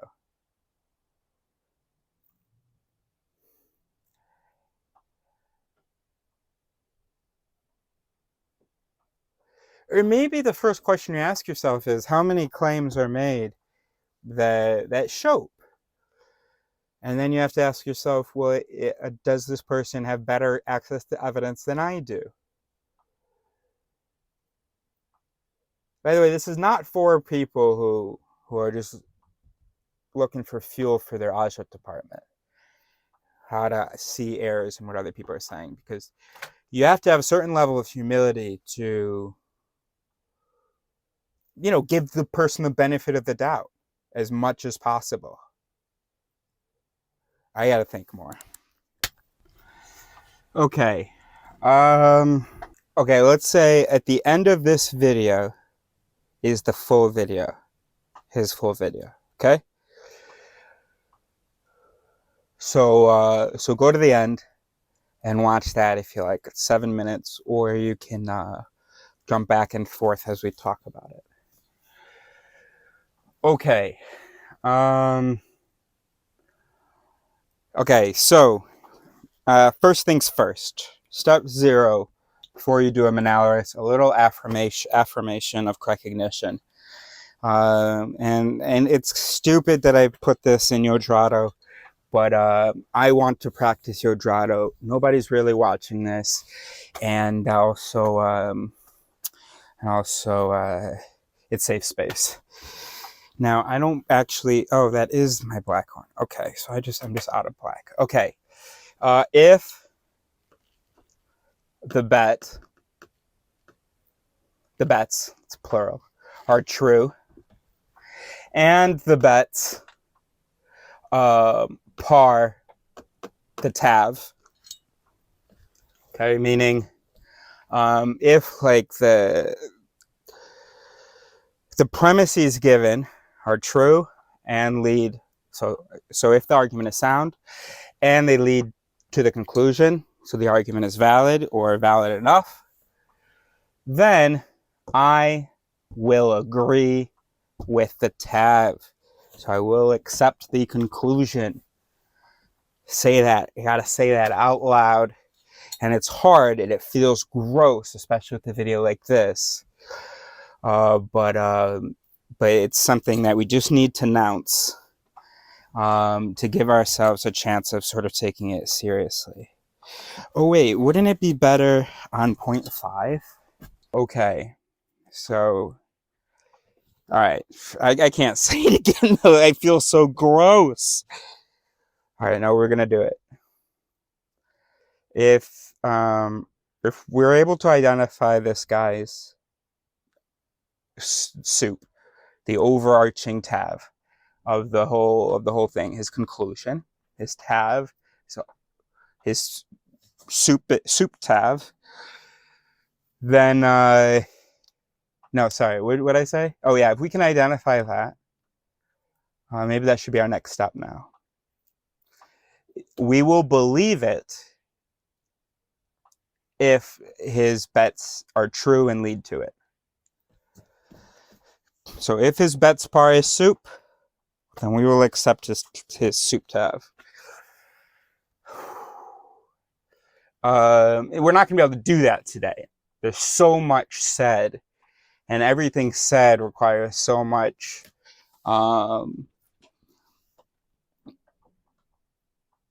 Monaleris. It requires so much Eris, so much investigation. Okay, so we need a word for that. We need a word for when we dig in to something and we investigate it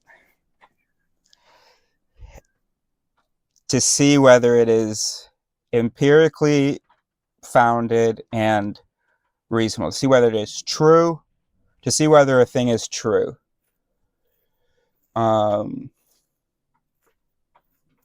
So when we jam about a specific thing, we investigate because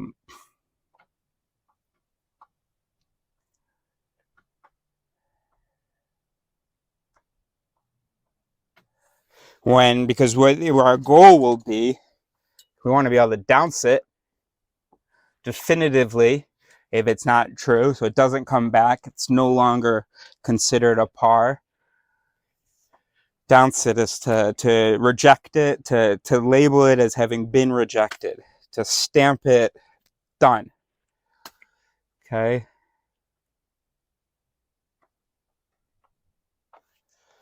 And the opposite of that is to allow it. Oh, I've been saying allow because I forgot about allow. Because AYE, meaning to, okay, I didn't believe you or agree with you before, or I didn't understand before. Gosh, it's kind of ambiguous, but now I do. Okay, so to allow it. So we need to determine whether we're going to denounce or allow the different sort of sub-cases or the different sous-cases. So a sous-it is, of course, an underpinning it of a cognitive, it's an underpinning cognitive process. So you say something and we're like, I wonder what the sous-its are there. Like what led to that? And it's implied with this term that it's something that you didn't experience or you didn't immediately have access to. So kind of an unconscious it. Anyway, just something we don't know about. We have to, because we want to shine the vit, which is the real sous-it. So anyway, so what is it?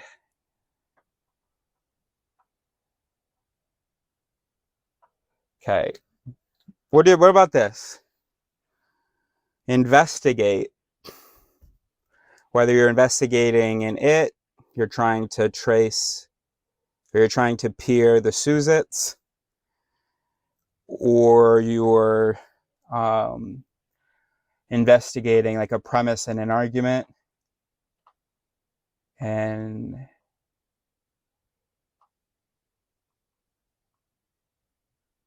you're checking whether it's reasonable and true. Not in the case of when you're investigating in it necessarily.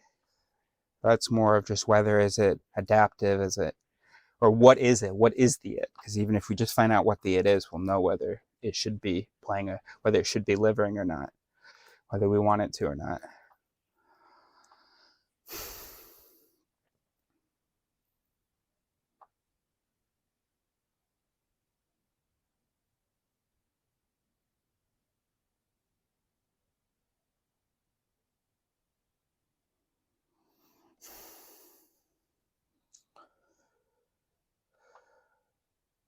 So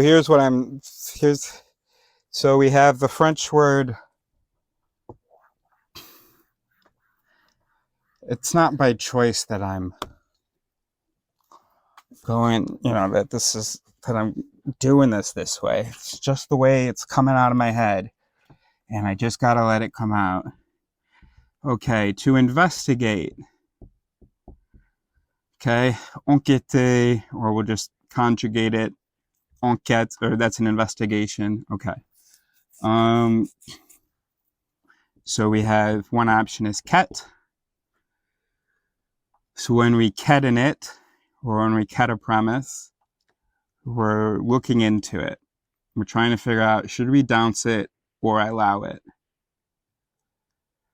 Now we're definitely applying, we definitely want to know, is it empirical? Is it reasonable? I don't know how, we of course want to be using imagination and skepticism as we're doing that. But this is really what we're looking for. So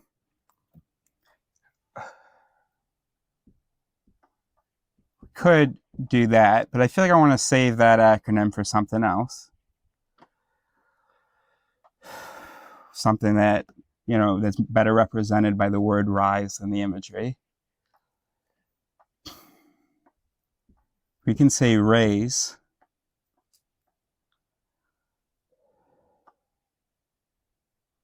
And we'll pronounce that raise.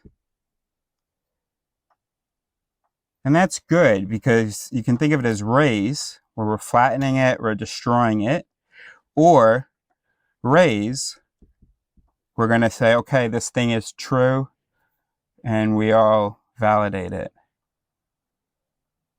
Okay. So we're going to raise.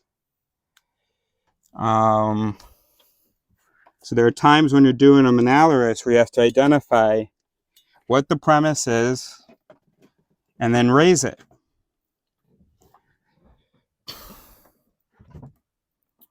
And ket will just say for the its. Ket is to investigate what in it is, to try to peer it. Okay. I like raise though. Okay. We'll let the audit just be, you know, the system to its, the you know, the to its. Okay, so I'll just put for step 0, affirmation of willingness to believe. Okay. So what are we calling our statements, or the you know, the pieces that we're going to raise? Because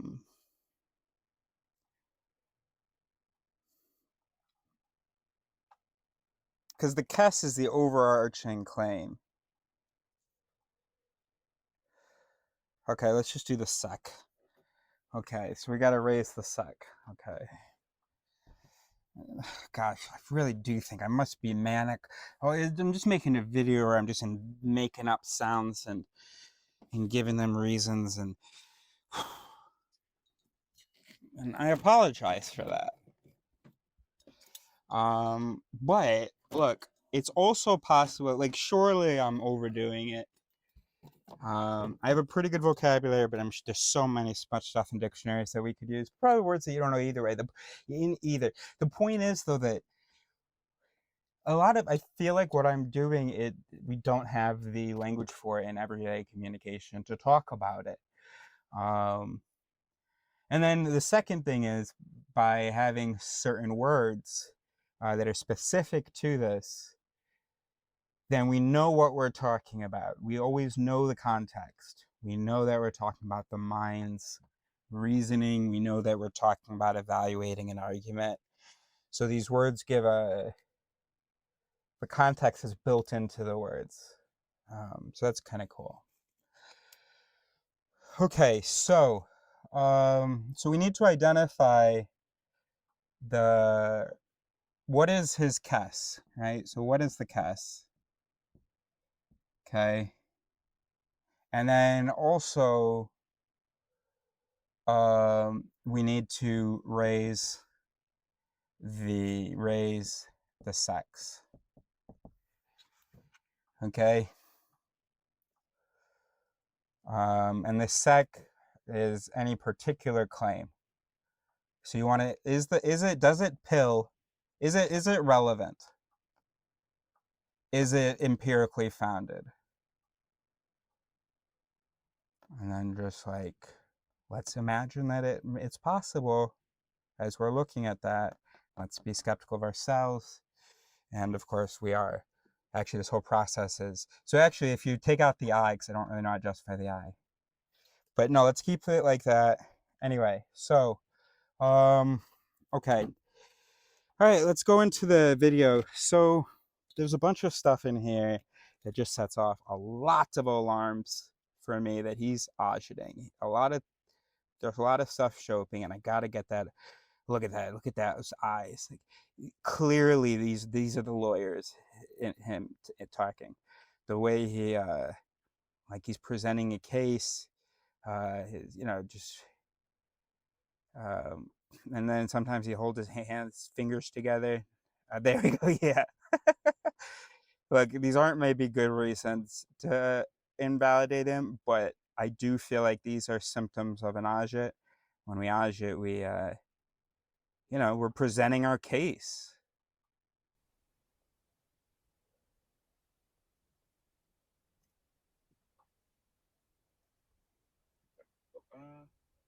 Let's play this out.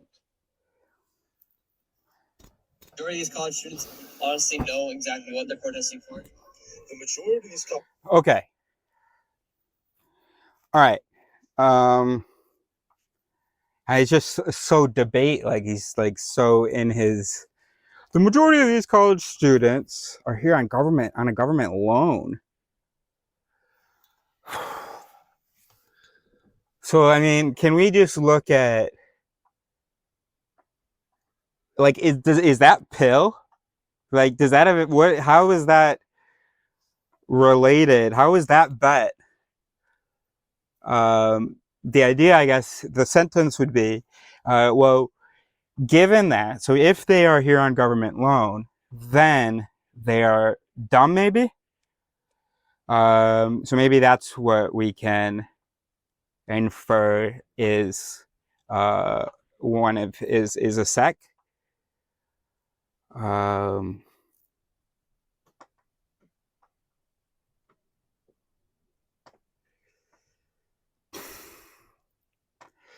Well, no, there's two sects.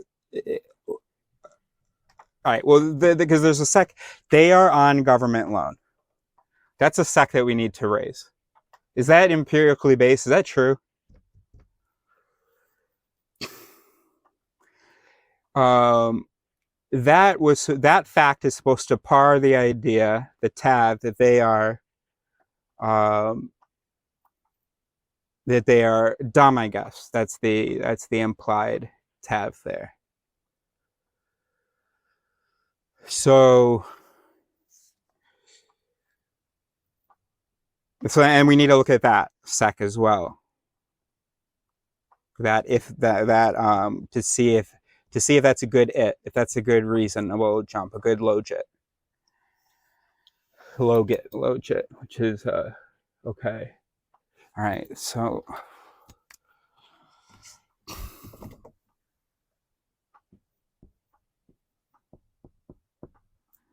okay. So that's not like an it in the mind necessarily, but if we were to write down the argument on paper, we could maybe write it as we would write logits. We're not really writing the psychological mechanisms, but we're writing sort of the implied argument. So the it, right, includes if then. So it has the bet and the tab. If this, then this. So if this, then this, which means that when we're raising a logit, what we're looking at is this. Suppose that suppose this, does that actually lead to this? Is that a good move? And then if it's not, it's a malogit. And if it is, it's a benogit. Or no. Yeah, fine. Benogit. Because we don't want to say belogit. Sounds like bullshit or baloney. All right, we've got, okay, cat. No, we're not using, oh yeah, okay, raise.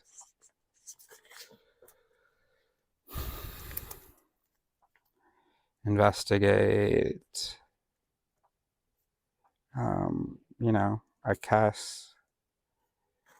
And you raise in particular a sec. You raise each sec and each of its secs. Okay. And then a sec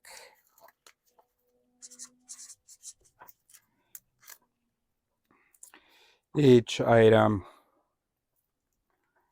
can be evaluated. Like each item or assertion, you try to keep it basic and elemental. And then and let me just add to my logit. Oops, sorry, buddy. My logit post-it. Where's my logit? Logit.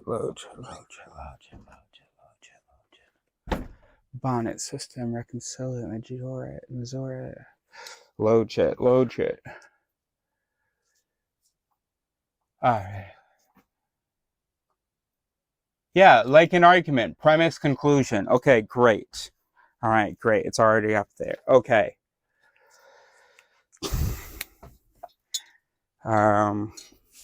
If you want, you could say that a logit can be broken up into two sects.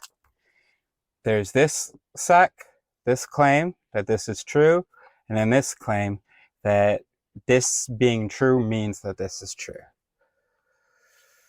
So every logit has two sects to investigate, to raise.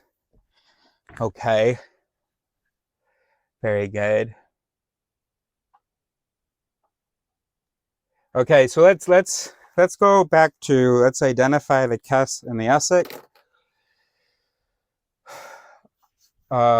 Oops.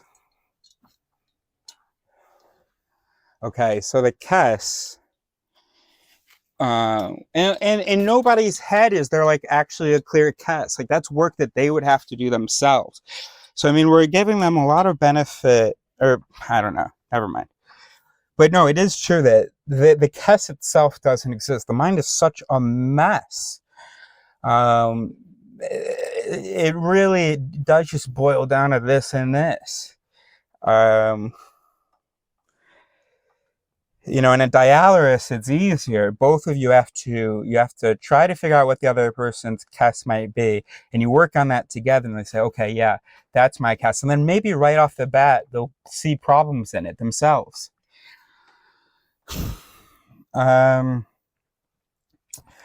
So the Essek here is, who's the good guy, basically? Israel or Palestine? And his Kes is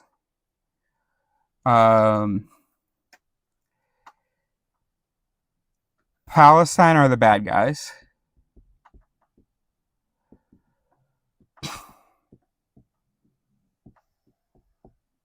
So that's his soup tav. So then we need to flesh that out. We need to add to that, because all we have right now is the tav. We need the bet. So like why because what? Based on what? So let's say from the things that we heard,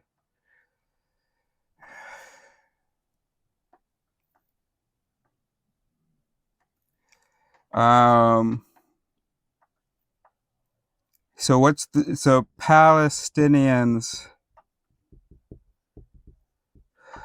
are, frankly, wasn't this it? Are barbaric. I mean, maybe this isn't, maybe this, I'm not, you know, being nice here. Maybe I'm not being fair to him. Maybe I'm not being fair, but like, what was he saying? Because they are, so they're, first of all, they're violent, right? And, I mean, are they not primitive as well? No, violent and Muslim, because that was a big deal, because he didn't say anything bad about religion. It was the fact that they're into, they're super extreme in Islam. I guess it's the violent here. Palestinians are violent, so that's our bet.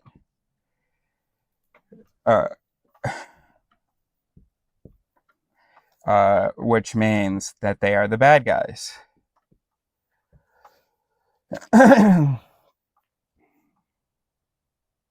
Maybe that's, I don't know, it's hard. It's hard because maybe you can't put the bet in their mouths.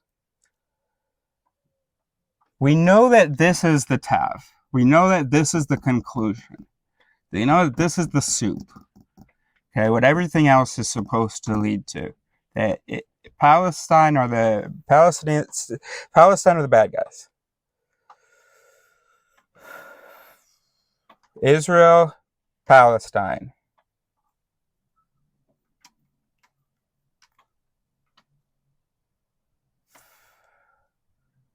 All right. Step 1 would be something like this of Monaleris. Step 0, an affirmation of your own willingness to believe. Then step 0, step 1 is, all right, so what is this thing that I might believe? All right, well, step 1 can just be the tav then. And then step 2 can be identifying the bets. What are the bets? But here's what we've forgotten. Well, what about... No, does this guy even deserve these steps? No. This is all part 2 of Monaleris, like we talked about, when we're actually raising it. When we're actually raising his Kes. Right, okay, so this is step 2. So raising the Kes. When you're raising the Kes, you're going to have to...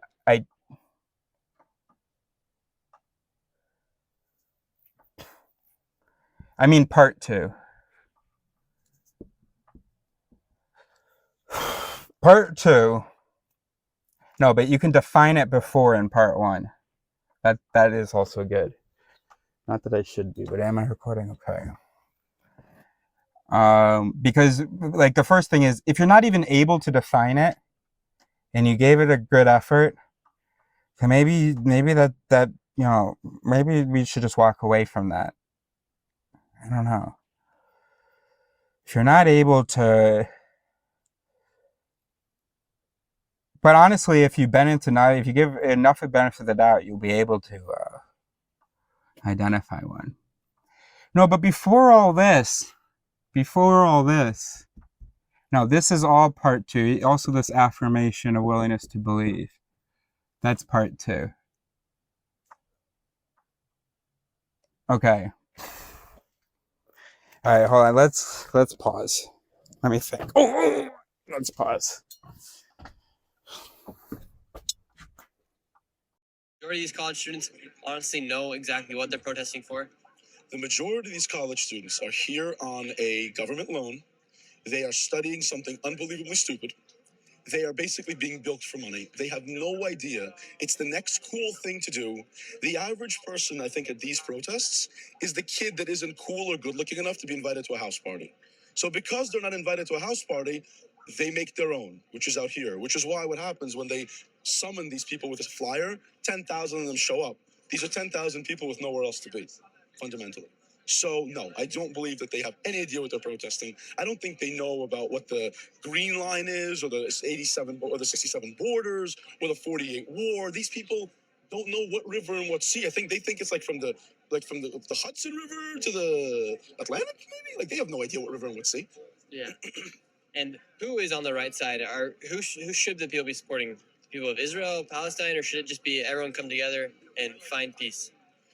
You cannot logically and fruitfully say that you support the people of Palestine for several reasons. One, they elected Hamas. They are amongst the most religiously Muslim countries or territories in the world. This idea that they're these beautiful, friendly people, they are extreme. They are like ISIS level. They want a caliphate. So that's number one. Number two, the word Palestinian was created in 1967 by Yasser Arafat after they lost yet another war. They are Jordanian. In fact, if one is honest, every Arab state that we know today was created after 1917. People talk about the division of Palestine, but real Palestine was right after World War I. That included all of Jordan. So what they want is not a two-state solution. What they want is a four-state solution. They want Israel, Gaza, Jordan, and the West Bank. And on top of that, that's not even counting Syria, Lebanon, and all the other Levantine Arab countries. The reality is that these people who have become the most metastasized form of Islamist in that region are not wanted by other Arabs. Other Arabs are so happy to push them in their fight with Israel and don't want to take a single one of them. That's what it comes down to. If they are Arabs, they belong in other Arab countries. So if you're going to support someone, if you want peace, the answer is population swaps, and it's to create an actual Jewish state with its own borders without a constant need to somehow provide food and water to its neighbors who also hate them. Wow. And is there anything I got kicked out of Colombia? Yes, I got kicked out of Colombia by the people inside of the Palestinian camp. Is there anything I should know before going back today? These people are all cowards. There's a video I think out there of me where I'm yelling, kind of hurtful, but I think relatively well said things at them. They don't do anything. These people are cowards. They swarm in large numbers. Take a few of your friends with you. Stand your ground. They are absolute cowards. Next time you want to go over there, how did you get in, by the way? Did you have a pass? I figured out a way to get in. So that's the issue. I was going to say I'll join you, but the problem is I'm good at walking powerfully forward. I'm not good at climbing over things. So I don't know how I would get in. My recommendation to you is interviewing these people is about as wise and fruitful as interviewing your cat. You're not going to get any interesting answers out of them, and they're going to hit that wall of cognitive dissonance where they don't know the answer to the questions, and they're just going to get angry. And you're not dealing with the best. You're not dealing with Colombia's best, to the extent Colombia has any best left. So my recommendation to you is interview them in small pieces, because you're not going to produce very much if you do it otherwise. That's what I would recommend to you. Do you think America should be involved with this conflict? Because we are about 6,000 miles away from what is going on. Do you think we should be involved with what's going on? So this is one of the unfortunate parts of the right, and the more fringe parts keep arguing, what does it matter to us? I mean, what do you mean, what does it matter to us? This is the only foothold of the West in the world, and certainly in the Mideast. If you look around the rest of the planet, look at every Western country. Open borders, no free speech, limitless immigration. They give the immigrants all the benefits. They allow them to riot on the streets. Israel and America are the only two countries left that have any amount of control of their borders, of freedom of speech, of freedom of religion. And that is why these people hate Israel so much. To many people, it isn't even about the Jews. It's actually a hatred of any country they perceive as being white and as having closed borders and any kind of nationalism. Israel to them is the last bastion of this, and they hate it so much because they only see the world in terms of brown and white. Israel is whiter, their opponents are browner, they must be right. And as far as why it matters to us, the amount of money we're throwing out there, look at some of these agencies, how much money they're taking up for nothing. They are not even close to the amount of money we send to Israel, which only can use it to buy our weapons anyway. And the final thought, and this is very important, we give Israel money because we want them to upkeep this endlessly defensive war with their neighbors. People on the left think that if we stop giving Israel money, Israel will just disappear. Israel, if we stop giving Israel money, Israel will have to start fighting offensive wars using their actual military might, because it's much more expensive to sit in this endless stalemate and defend your savage neighbors crossing your borders than it is to just flat out push them out, right? That is a luxury to live this way. And what we're being pushed upon is effectively it is effectively the racism of lowered expectations. Israel's being told by the West that you need to be better than them. And why do these so-called progressives think this way? Are they suggesting that they think that Arabs are unable to make better decisions than Jews? Is that what they're saying? So if you stop funding Israel, Israel will have to go on a warpath, because Israel is never disappearing. Israel is a 1900-year-old dream of the Jewish people. We predate just about every other culture on the planet. We're not going away, not again. So if you stop giving us money, we're just going to have to find it ourselves. So that would be unfortunate for everybody. And Israel also, America pays for a little influence, or as you see now, quite a bit of influence over Israeli politics. It's pay to play. In Russia, we have a saying: he who pays for the band orders the music. So if you stop paying for the music, don't be surprised when the band plays songs you don't like. At the end of the day, this war and battle that is going on is between religion, race, and land. All of it. All three are mixed together with obviously with the addition that Jews are one of the few, what we call an ethno-religious group, which is it's a group that has kept largely the same religion, and because of that, the same ethnicity, and it's the two feedback. Sikhs are the other example of this. So yes, it's all three of those things mixed together, which in the Mideast is not surprising. And we're gonna have an election in 2024. Yes, we will. What president do you think will be best to control the situation? There is simply no question about this topic. We had 4 years, 3 years, if you don't count COVID, of Donald Trump where there were no conflicts. Russia made no territorial gain. Iran actually kept to its borders, and there was no war just about anywhere. Now, unfortunately, when dealing with people who live and think like savages, you cannot show weakness, you cannot show moral equivacy, and you can't not try to play the both sides argument. There is no question that Donald Trump is, setting aside if he's better for America or not, he is so much better for the Mideast, and he is better for peace, because the answers speak for themselves. The answers speak for themselves. Majority of these college students. Okay, I think the issue was 2024 Echo 06 Alpha 1450. The issue was that we did an essay that was too big, Israel or Palestine. So we looked at a cast that was too big. I guess that is the soup cast of the whole thing, but we can't look at that now. So we're gonna look at we're gonna specify our ASIC. So oh no, fuck that. Well, okay, so specific ASIC would be like, do these college students know what they are protesting about? And the cast says no, they do not.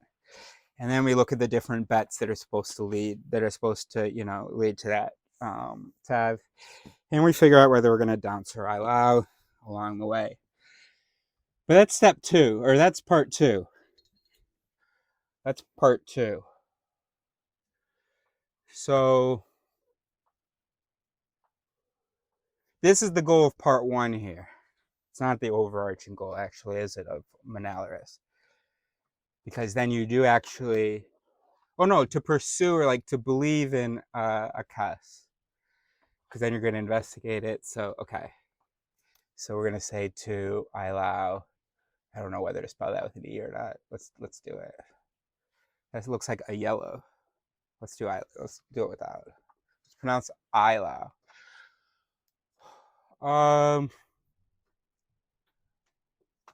Okay, and the goal of part 1 is it's a first review.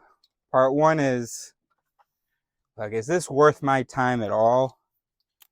And yeah, okay. Part 1. Red flags, bro. We're looking out for red flags. We're doing a vibe check here. I've got something poking me here. Gosh, it's probably so fucking small. Damn it. Oh, no, it's not. Whatever. Okay. So some red flags that we're looking out for is auditing. So whether we're listening to an audit, and then we're going to break that down into what that might mean. And then also we're looking out for some major mallets. And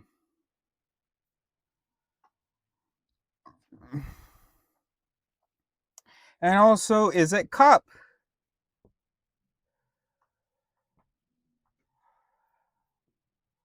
Okay, that's what part 1 of like it does. Is it even trying to be cup? Is it is it giving information that could par its conclusion. The conclusion.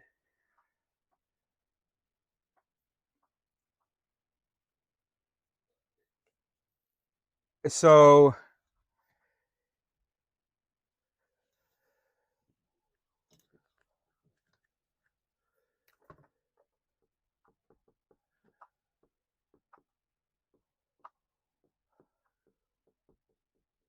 okay, so if it's puck, it's the opposite of cup.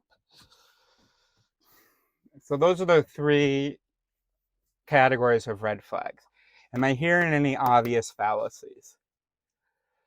Does it seem to be cupping information or not at all? Is this person in this moment clearly just like trying to rationalize or justify the thing? Does it seem like, have they? All right. So how do we know if they're auditing?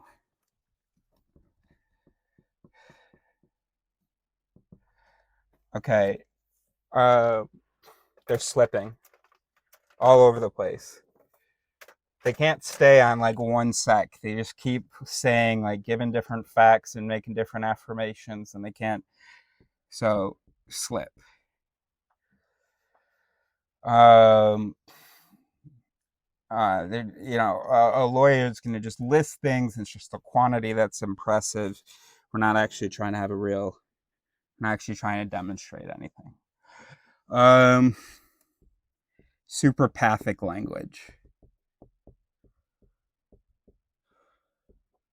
especially if any of it seems unjustified. Like, yeah, but then he gunned him down. If, but like, I was watching, like, someone said that it was just in a series. Said, he deserves to go to prison because he gunned someone down. But the guy who had shot the other guy, he had said, I saw his gun, I got scared, and I shot him.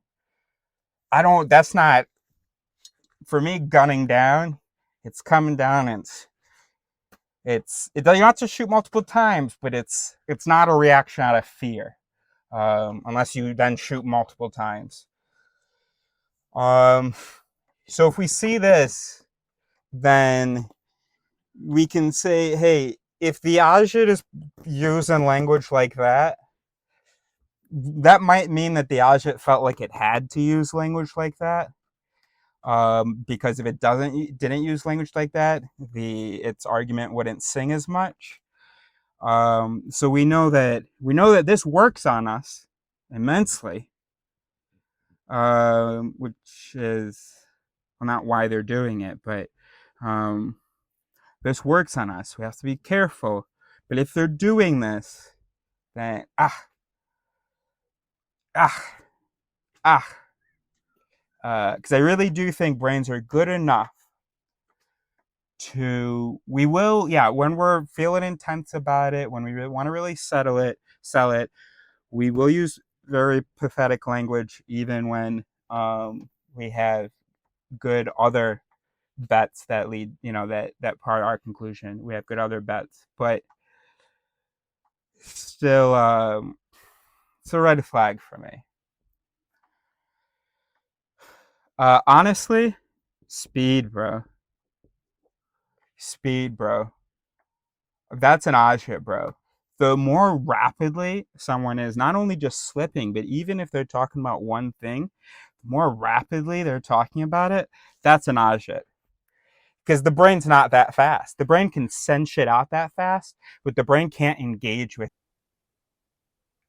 Bro, oh, fuck off. You gotta be shitting me. That's so exhausting. What happened? Absolutely tragic. But you did. Oh shit! You did see some stuff.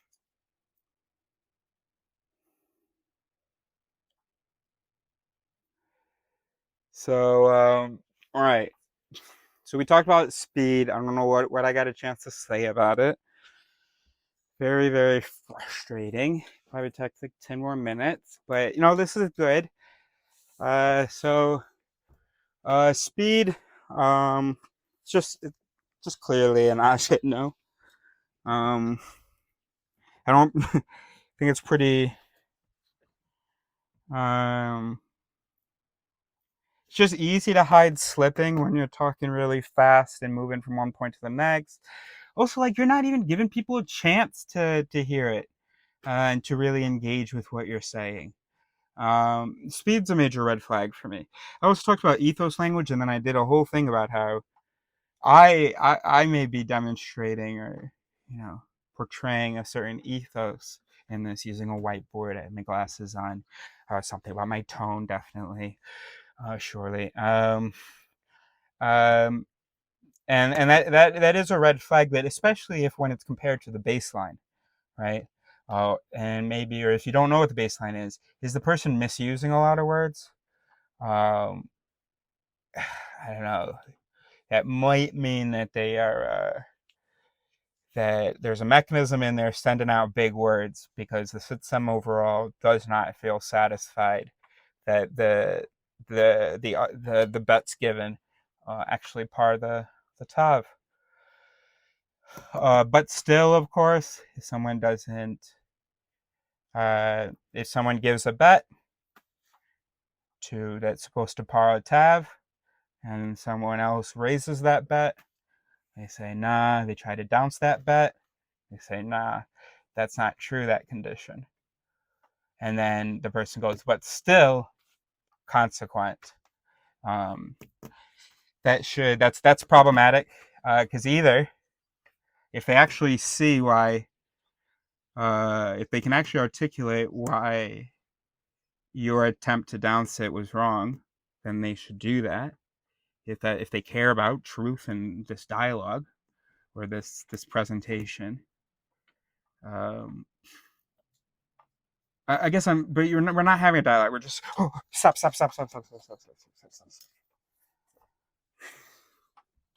And repetition, which is kind of like a but still, and a but still is kind of like a slip, right?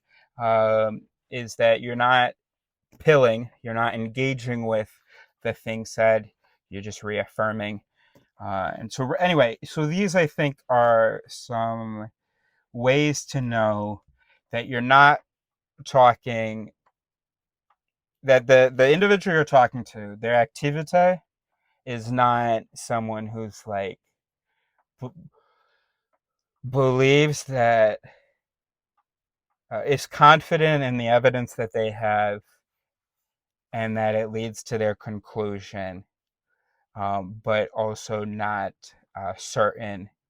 Someone who has some critical recognition is open to the possibility. You can trust someone who's open to the possibility that they're wrong, because surely they have been wrong many times, and then they kept realizing it and getting closer and closer to being right. So that's someone that you can trust. Nobody starts off being right. So anybody who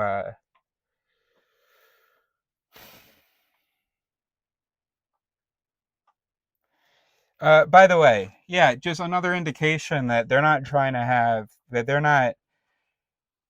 they're committed and invested in their tab, their cuss. Another indication is if they say anything about, I'll never change my mind. Won't change minds. That's it. That's it. Just don't. Guys, scroll. Talk about something else. Because anybody who says they won't change their mind, they're not someone who's able to see when they're wrong. So yeah, so that's a red flag. And then also we talked about this in the Dialaris pre-checklist, but it's also a part of the Monaleris pre-checklist, any Alaris pre-checklist, even the Alaris. Anybody who says they're not going to change their mind, no point in telling them what we discovered. So yeah, the pre-check, so this is the Alaris pre-checklist. There's an Alaris pre-checklist. Okay. So there's an Alaris pre-checklist.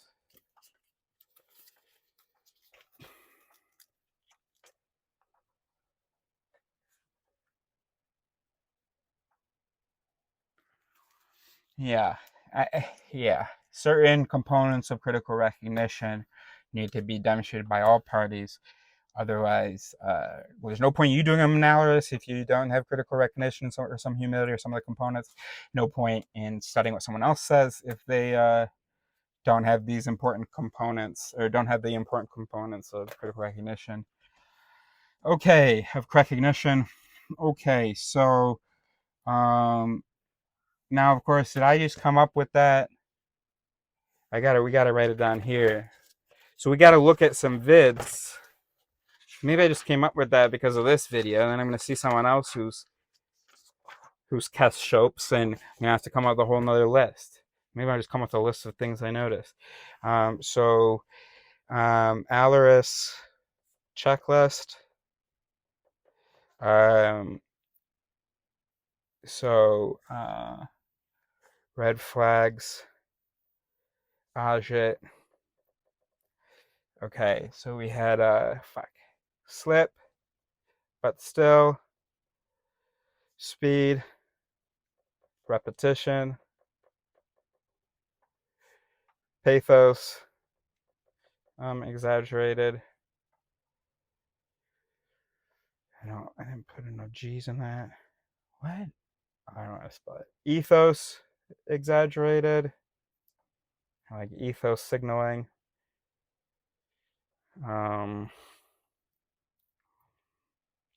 Won't change mind.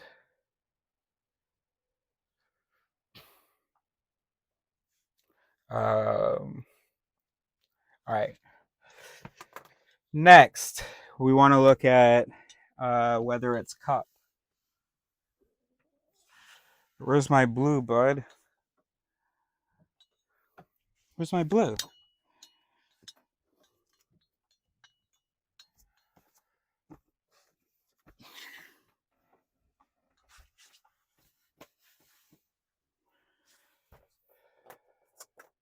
Okay, I guess I don't need blue. Oh, there's my blue. Okay, next, is it puck? Now you can't, does it cup? Now you can't really, no, it's not about whether the evidence is true. It's not about whether it cups reality. Does it try? Does it cup some evidence? And so if you just hear,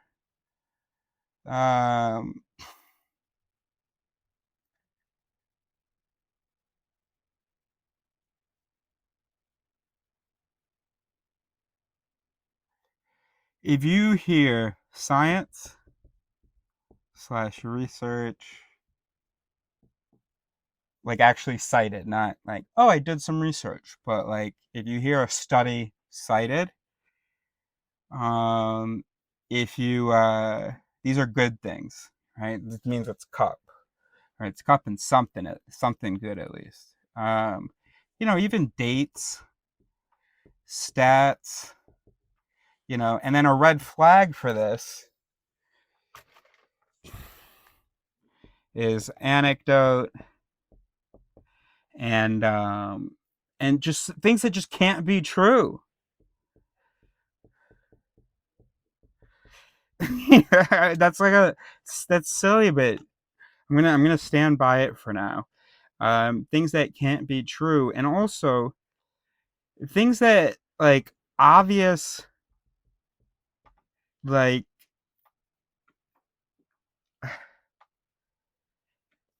obvious, or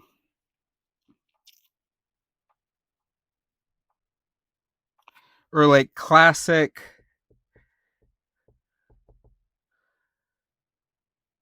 like human. All right, an example would be if someone says about a group of people, well, you can't trust them, they're not like us or something like that, or especially with the you can't trust them part. That's just a classic in-group, out-group, which we know that comes from the inside. It could be a real conclusion from the outside based on information, but we know we're basically born thinking that, or we are, or at least very much predisposed to. No, we are. The other, you cannot trust them. Not like you can the us. So just like a classic. If you naive realism. Let's call it a classic endoit, right? That's what an endoit is. Well, I don't know. I don't know whether to pronounce it endoit or endoit. But an endoit it's just something that's just like an a priori, pre-installed, native to the system, and a high case score it. And it's like that doesn't need any information from the outside to be ex-livering. So let's make those two separate things. And then anything about naive realism, anything like where the person says you can tell, or it was just obvious to me when I, blah blah, or anybody who doesn't understand that just like is, I don't know, anything that suggests that we don't need evidence, or we don't need to raise any of the sex because it's written in our hearts, we know that thing to be true. And that's kind of like the censor myth, right? And then another thing that you know that it's puck, that it's not cup, is well, just basic non-truths. So this one, it's like, okay, I don't know for a fact that what you're saying isn't true, but that just seems like such an outrageous claim. Which of course is your own censor myth, thinking that because it seems like an outrageous claim, it is. But we're doing what we can. Yeah, and then just falseness, bro. Okay, just falseness, bro. Okay. So then you if you see these things, you know it's puck. If you see these things, you know it's cup. Great. Okay. Not you know that, but we gotta deduce from the information available. Okay, and then the last one is mallet. Okay. And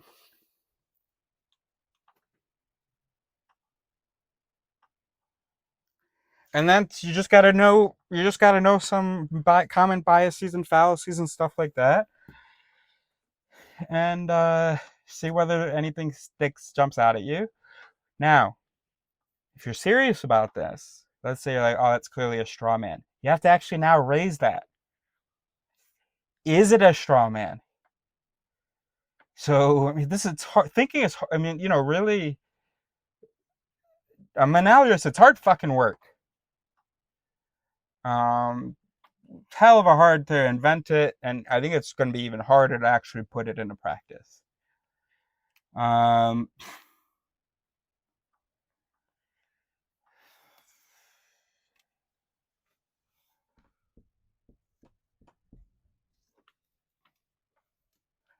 So part one is you gotta do a PAM.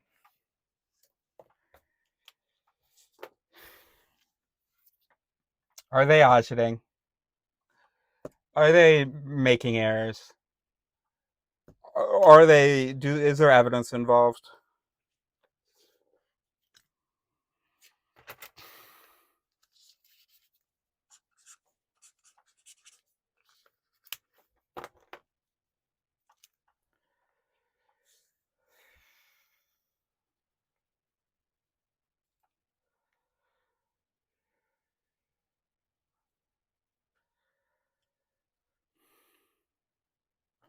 I would not actually recommend doing that order, but we can't call it map or amp because those are already things. All right, so we'll do a little PAM. That's part one, and then the mallet. Just got to know some.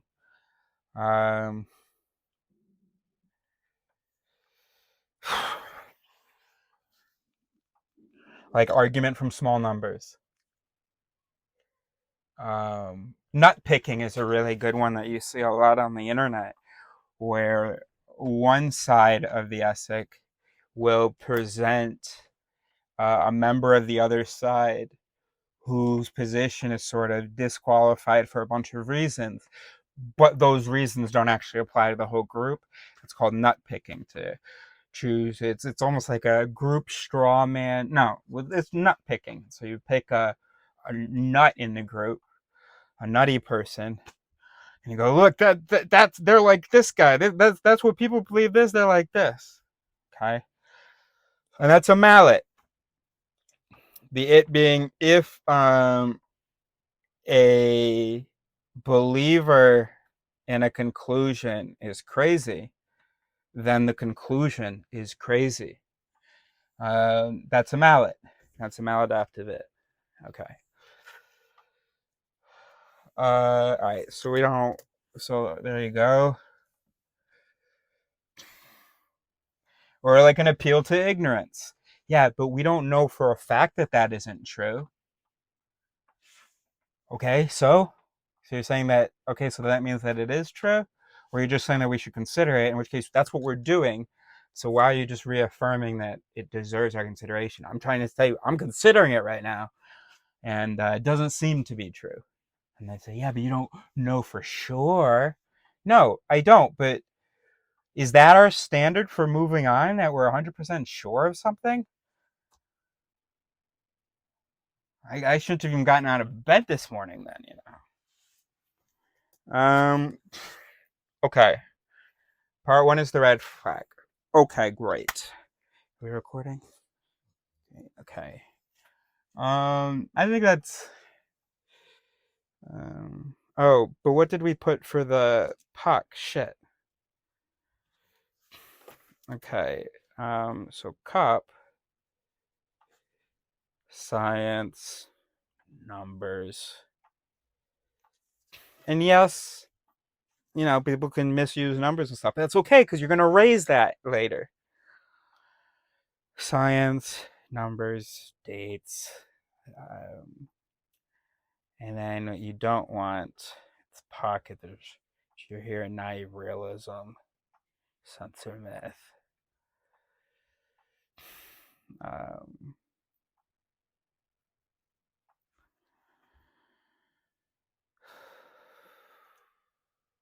Fucking hell. All right, whatever. I'll try to remember to write that down. Let's take another break. I'll do that now, actually.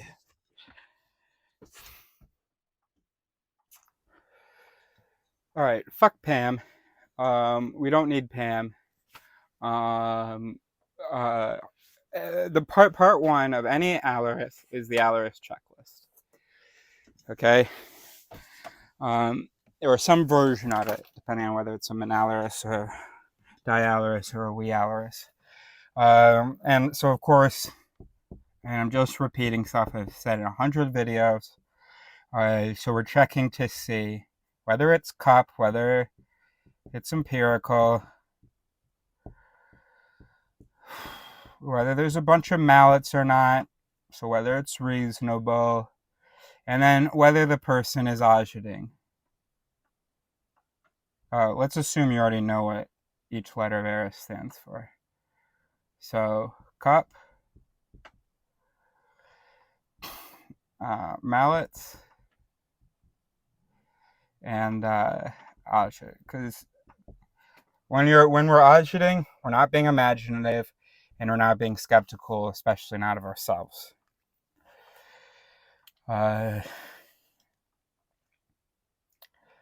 So there you go. Okay, so that's part one. All right. So he would not make it past the Alaris checklist. This guy. Let's record the screen. Am I recording? Get my mirror. Great.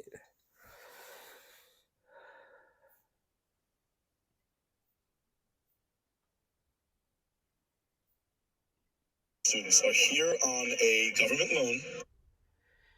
But let's suppose that let's suppose that he did pass the Alaris checklist. We heard evidence mentioned.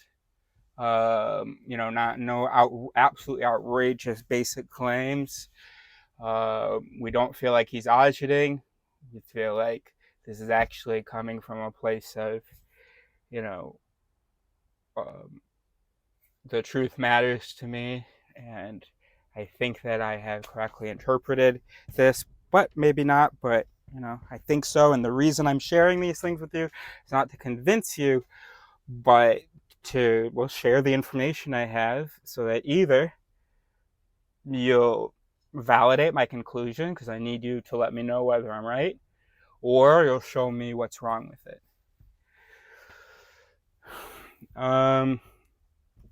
So if all of that was the case, right, this guy's sending up a bunch of red flags. But if all of that were the case, then we'd be able to move on to part 2.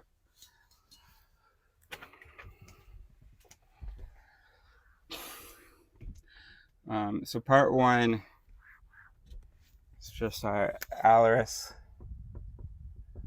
checklist. And then part 2, okay, now we're actually gonna raise the CAS. Okay? So first step of that is going to be to formulate, write the ESIC. Second, write their CAS.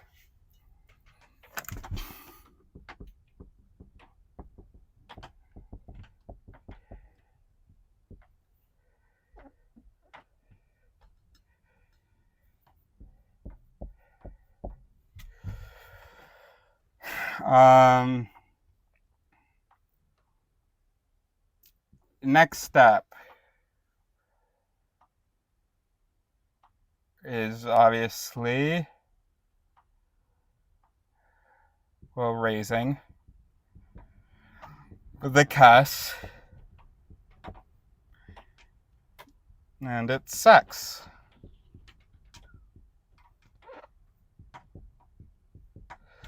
Okay, so part 2 is about raising the CAS. First, of course, you have to write the ESIC, write the CAS for that ESIC, and then you raise the CAS.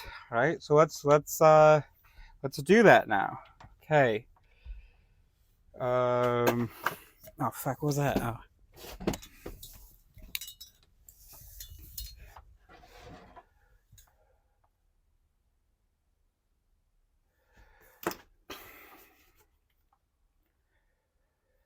Okay, let's write this down. So yeah, so step 1, Alaris checklist. Okay, moving on.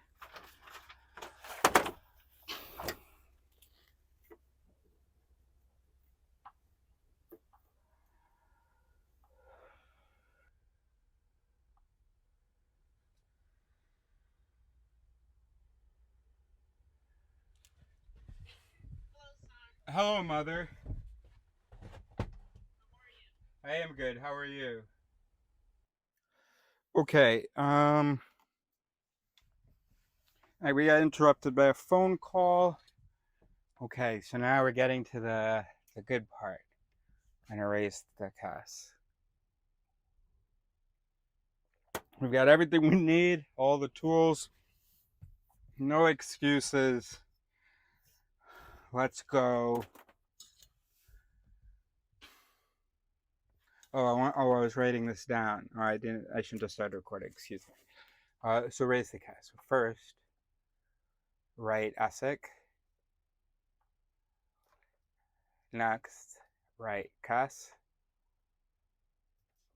Okay, and then you raise the CAS. Or let's see what that means next. Okay, so we're in part 2.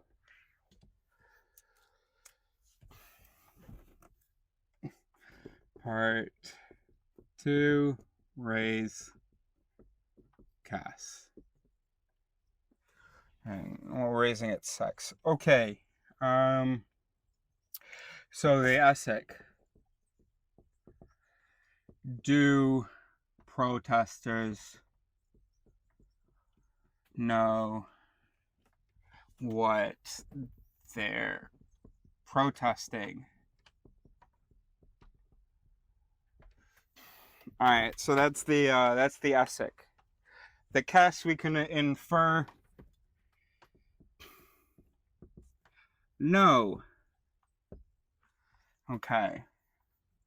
Now, so our no, that's our conclusion. No. Okay. So that's our ultimate TAV. Okay, now what are the bets? What are the buts? So let's take a look.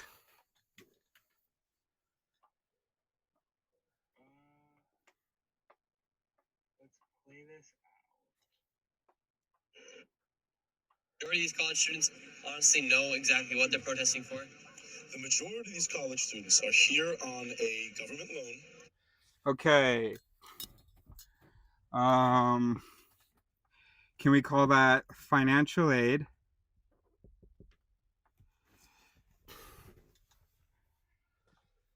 They are studying something unbelievably stupid. Okay. And also, unbelievably, I mean, he didn't make it past part one.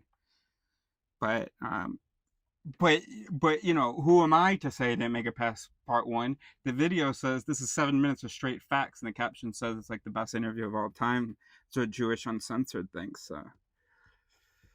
So we don't want to presume.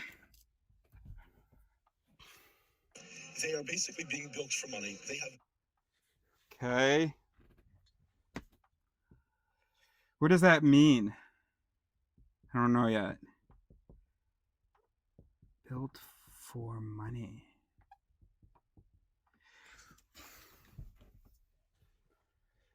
They have no idea. No idea. It's the next cool thing to do. What was he gonna say? They have no idea what. Oh, they have no idea about this. Okay, so they're we'll include that they're ignorant.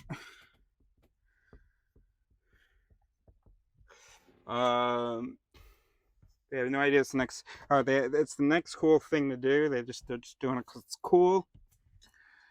So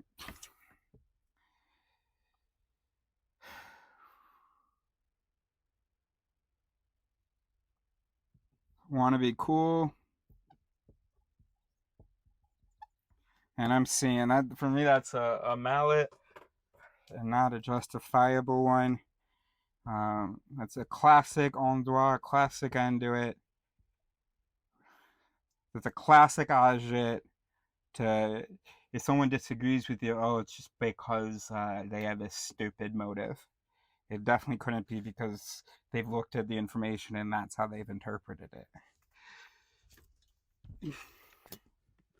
The average person, I think, at these protests is the kid that isn't cool or good looking enough to be invited to a house party. Ugly. We'll just put ugly loser. No, we'll just put those separately. Loser. All right, no friends.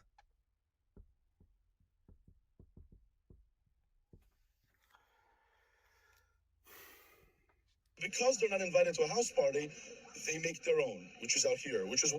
Yeah, so the point here is that they don't know what they're protesting. No, because if you have no friends, then you need socializing. If you need socializing but don't have access to any socializing, if you need socializing and you don't have access to any socializing, you create a reason.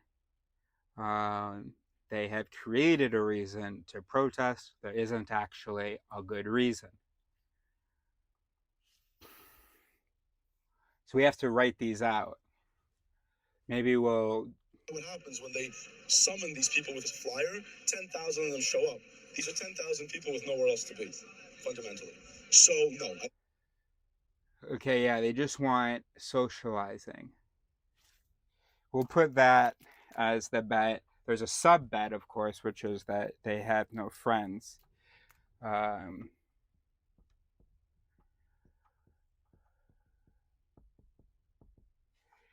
Okay. All right, and then that's the end of it. Okay, awesome. So we've got a bunch of sects that we can look at. And we've got a bunch of logits here that we can look at. So let's copy this list onto our other board. And then okay, so let's go. So here are the bets for all right, so the tab is, oops, the tab is they don't know aim. That's not right.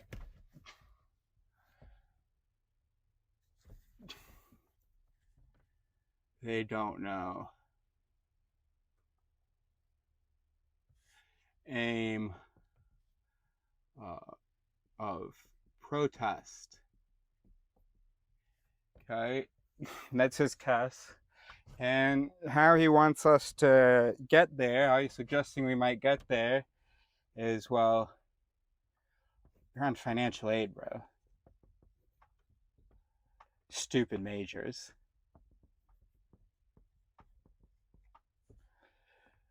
Built for money, which hopefully that we'll figure out.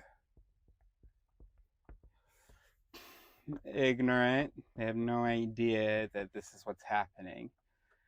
Want to be cool. Want to socialize. Ugly. All right, here you go. Off the bat, not super compelling, but doesn't make it wrong. But not super compelling. But we got to raise it more. Let's raise it. Okay, so let's erase that.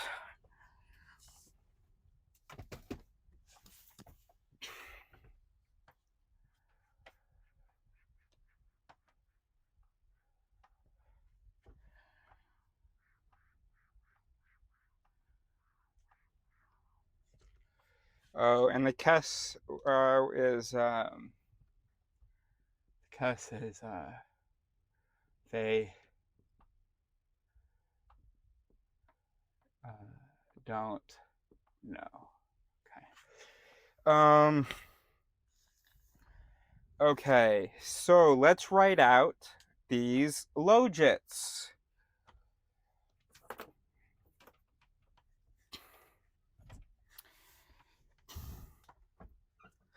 None of these individual logits can be, we can't pretend that we're that they're supposed to lead each one to guarantee the conclusion. We have to be fair, but just does it get us a little bit closer to the conclusion, and then can we say that the sum gets us closer to the conclusion? So let's write out some of these. I should not be standing here. All right, so let's write out some of these logits. We know that all of them all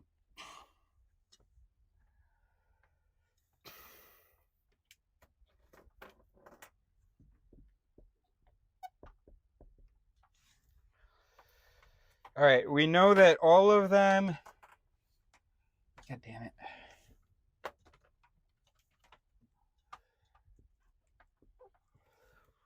Okay, we know that all of them, we know what the tab is. They don't know.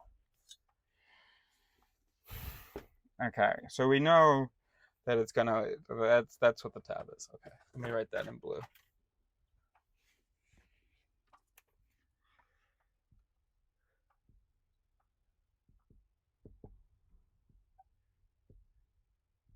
Okay. Okay, so that's where we're trying to get to. That's the tab, that's the soup. Okay, so what do we got? Where's my grain?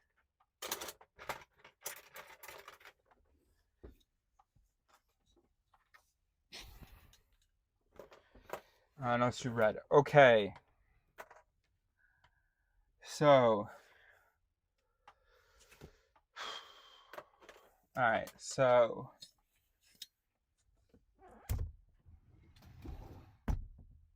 alright, so we're gonna see a bunch of ifs. So if um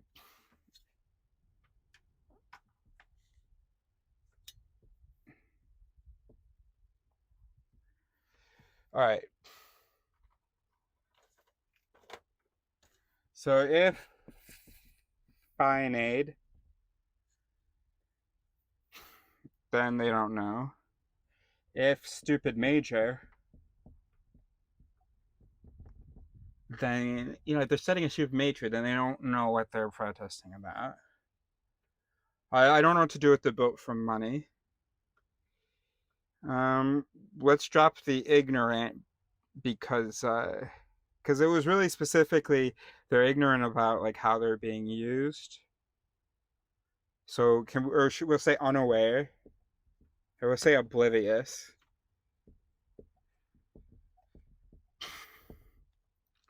They want to be cool.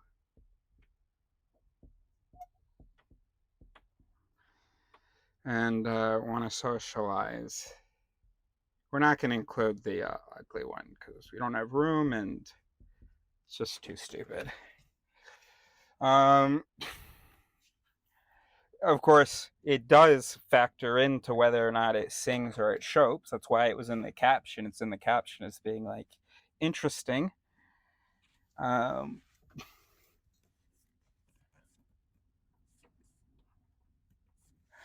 Okay. So let's raise this one. Is that empirical? Is it true that most of them are on financial aid? There could be a bunch that are. Could even be a correlation between family wealth and your stance on the issue. Does that mean that they don't know what they are protesting? I'd say no. I'd even say that it's the opposite. That if they are dependent on the university for them to be able to stay in the university, if they're dependent financially, can't they lose like a scholarship or something? So I would, if I were doing a dialysis, I would ask that we downce that. Okay. They're studying a stupid major. They're studying a stupid major. So if we did the parts here, we could say, if they're studying a stupid major, then they're stupid. And if they're stupid, then they don't know why they're protesting. But if you say here, this word major tells me that they're in college studying something. I'm not sure how useful, even if it is, I don't know what stupid stupid major like for a capitalist, because then that definitely has nothing to do with this. So that definitely doesn't par that. But if we're given the benefit of the doubt, stupid major for something that's easy or something. Nah, bro, I'm seeing major here, and that means they're a college student and we're accepting they're a college student. And aren't we talking about Columbia in that video? That was in New York, right? So that must be Columbia, right? Nah. I feel like we have to downce this because if we take this move, first of all, this isn't even. We don't need this. We have no reason to think that this is cup. Do you think he was going around asking people what their majors were? I'm not sure. So that's not even cup. And then this move here. Nah. Okay, let's downce that. He made some claim about there being oblivious. We can allow this. If people are oblivious, then they're oblivious. So we'll allow that. But we don't know We don't know whether it itself is true. So that's what this line should mean. How can it be cup? How can that be cup? How can that be cup? Even if it is, the move is no good. This move will allow, but I don't know how cup that is. But maybe we should give him benefit of the doubt. I shouldn't cross that out, but whatever. Want to be cool. Yeah. The social proof it is a powerful it. If all the people in your circle are saying something, or if one influential person in your circle is saying something, and it can catch on like that. And I think that this is also explains, we saw that video of those those Trumpers, the kids who were, the young belligerent men who were who don't want to do the monkey thing and blah blah. Do they want to be cool? Honestly, that could be Cup. I don't know how he could know that. So this does seem like an agit to me. It's like he assumes this, and okay, well, this is one way. I don't know that he actually could have had this information. So it's not Cup. But it could be true though. So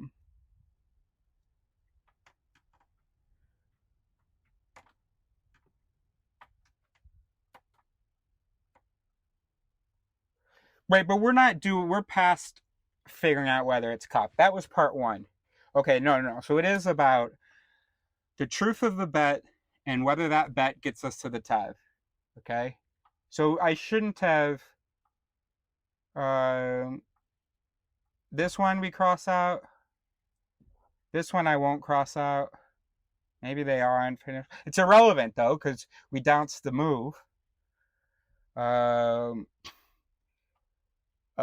This one, I don't even know how we would investigate it. And also, isn't it just like a circular thing? If they're oblivious, then they're oblivious. I mean, that's why I allowed it. It is true. If you're oblivious, then you're oblivious. So if this sec here we could raise, see whether it's empirical, see whether it's true or not. The want to be cool as well. In fact, I'm going to say that almost definitely is true. So this one, I'm happy to allow this whole it. I think it is true that there are people on that campus that want to be cool, but I don't think that takes away from it. I think that's just how humans work. And if we didn't have that, people weren't as easily swept up in things, and we wouldn't have big protests. And you could say this about the insurrection as well, that this was the thing. So I definitely would wanna be cool. That it is just absolutely real. That's we call that social proof. Want to socialize seems unlikely to. No. But anyway, the move, in any case, we have to allow. All right. So now,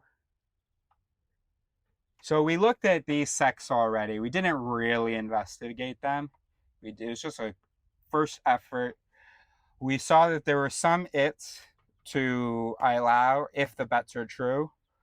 And this bet could be true enough to allow the whole thing,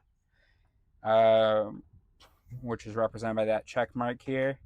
But this, we can allow the move here, but I don't know that we would. And then basically, when you do this process, you're not going to find truth. You're going to maybe get closer, and also, but more importantly, someone else can look through. Someone can put in the comments, hey, you shouldn't have bounced that. So by the way, if the relationship is bounced, if the move is bounced, if the parness is bounced, then the whole thing gets bounced. Yeah, so I don't. We shouldn't be writing I allow here, but I allow should refer to the whole thing, I guess. So we can just do boop, boop, boop, boop, boop. And then, so that's for the move. We look at we can raise these things and actually go ahead and ket. Would I say ket was just for the it? Yeah, no, just raise it. We can still use the word raise. So you can go ahead and raise this. Are they on financial aid? Do they have stupid majors? But no, it doesn't even matter because we already. So, and then are they oblivious? Because if they're oblivious, then yes, they are oblivious. Do they want to be cool? Is that playing a role? Okay, yeah. So I might want to allow this stream here. And then they want to socialize. Sure. It's not about what is true. It's just about sort of what's possible. I guess. So there we go. So out of the 5 logits that we looked at for that first ESIC, for the KES of they don't know, 2 of the its we can maybe allow. Doesn't mean that they're true, but we can move forward with them. We can maybe investigate those. And then the next step would just be to, because we did a cursory raising. Is it reasonable? Is it, do you think that that's true? But, and it was true enough to make it past this first step. So now we do more of a raising. Well, actually, you just need to survey them, or you need to just study them. It's not even something that we can do. Now, one question that we can think about, though, so we know that this might get us closer to this. If it's true that they want to be cool and that they're socializing, then we could say that maybe they are there, that's enough to motivate their being there, and that they don't need to be actually know what's going on.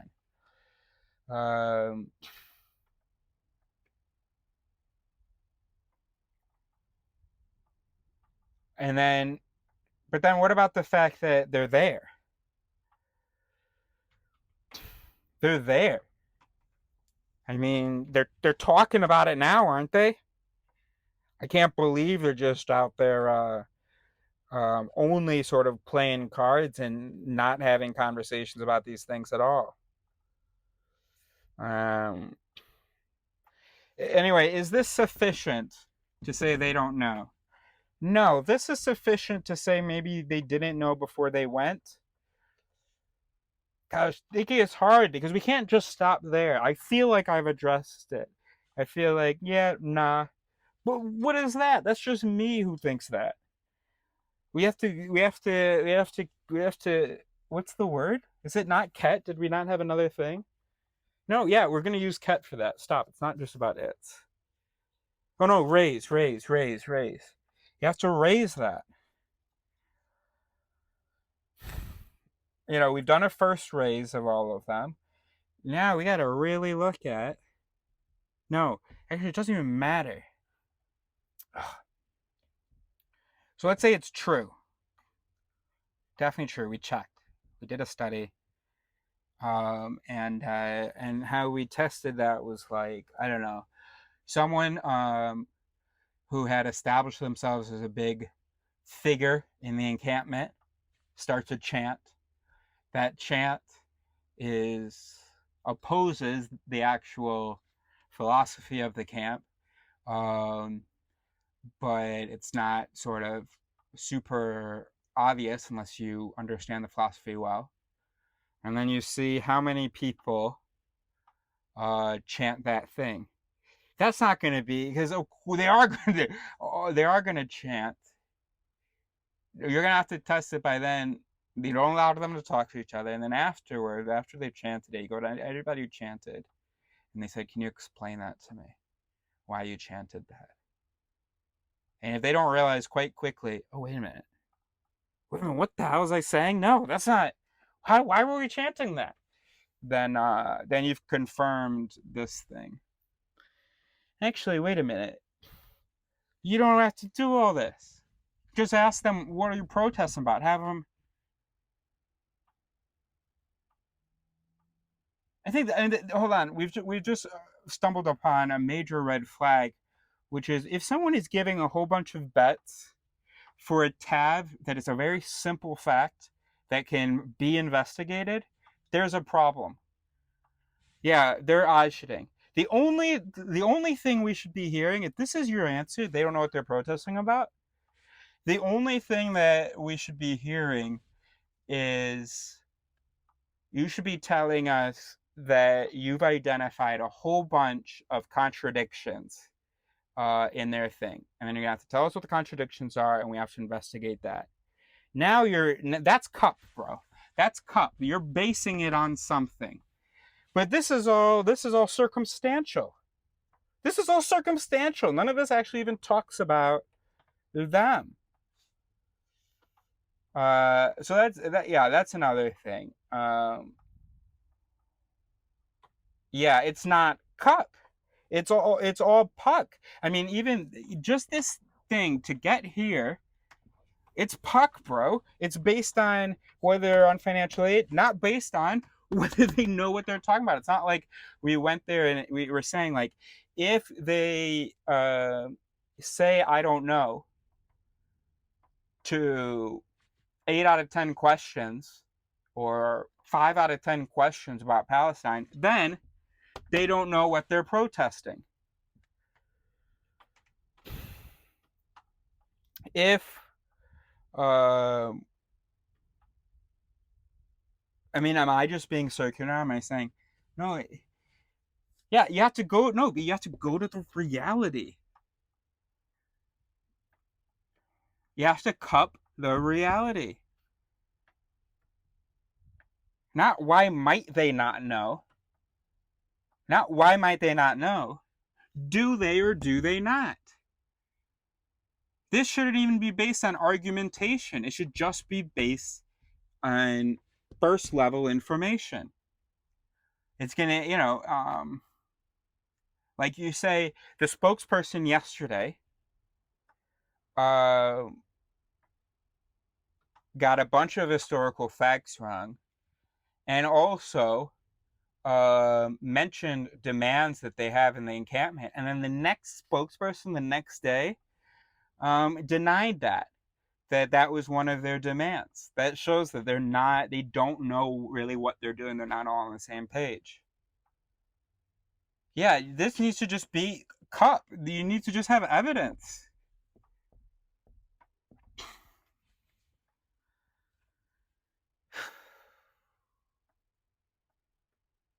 All right, that's probably enough for today. Let's just see what he says next real quick. I don't believe that they have any idea what they're protesting. I don't think they know about what the Green Line is, or the 87 or the 67 borders, or the 48 war. These people. What is he saying? He's just listing things he knows, and he's saying, I don't think they know them. But we're still not getting any evidence of that. We're just getting evidence that he has heard these things.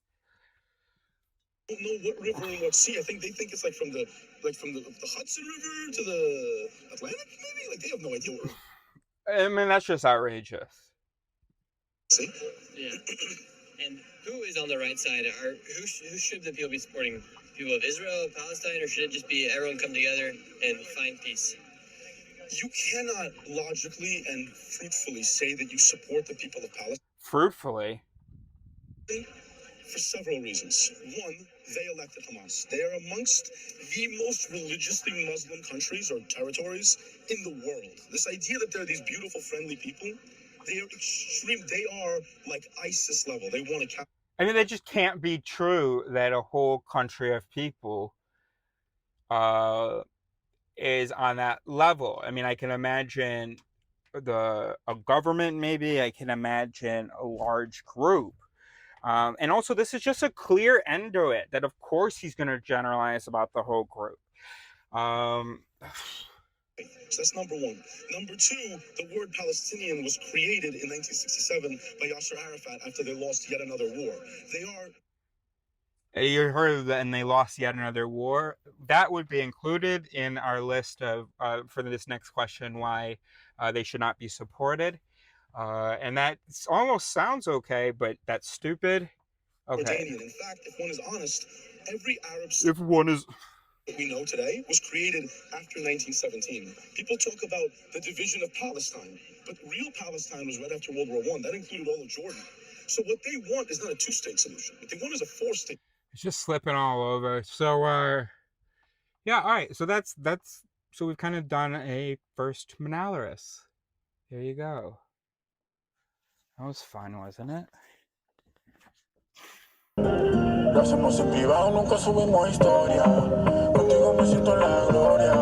No te saco de mi memoria. Todavía huelo tu perfume Victoria. Oh, Dalia.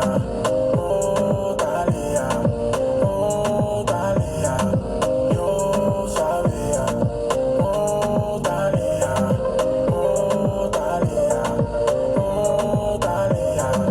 Yo sabía que tus ojos me estaban buscando, que tu boca me estaba tentando, que las ganas te estaban matando. Amigo mío te vio mirando. Recuerdo tu vestido granate, parece como de escaparate, notando como mi coral late, mirándolo como en un combate. No sé ni cómo todo fue así, pero yo pienso en ti y te quiero para mí, baby. No es que no confíe en ti, pero me cuesta así por todo lo que viví, baby. Nos fuimos rápido para el hotel, modo bien en el cel, te quiero conocer, baby.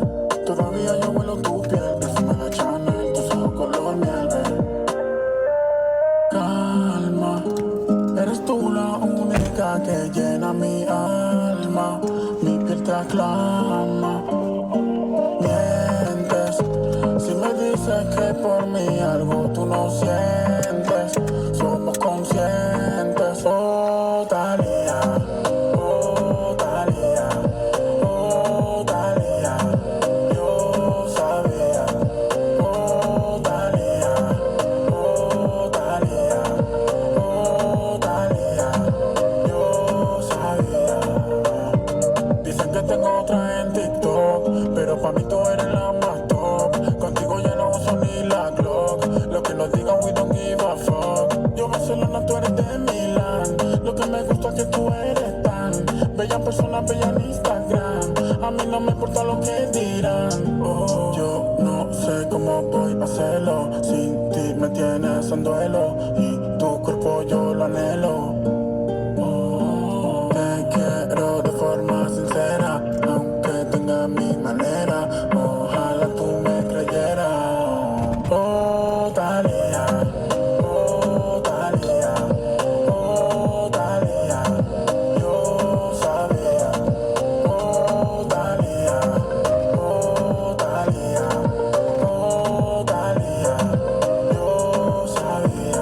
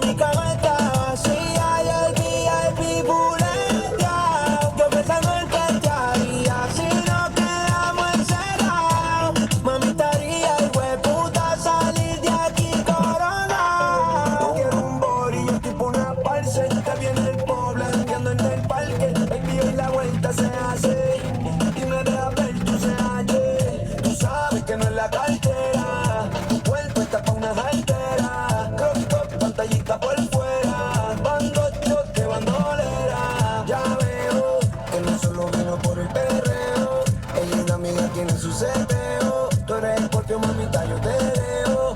Y si tú quieres, toma, que en el bellaqueo yo tengo un diploma. Te llevo pa' casa y te pone friquitona. Y a tu amiga le menciona. Oh, fuck me, Neo. Te detona. Te trae esta bellaquera pa' matarla a tu lado. Hoy mi cama está vacía. This isn't gonna be possible, Neo. Turn on this fucking music.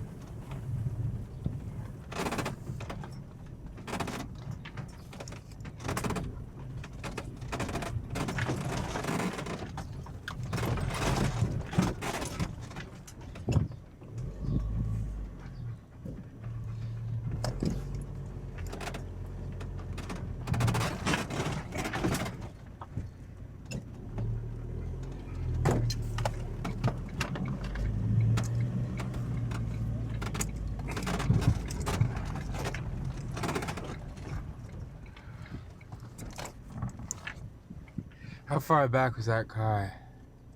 We'll wait till they pass. Also, we gotta pretend like we meant to go this way.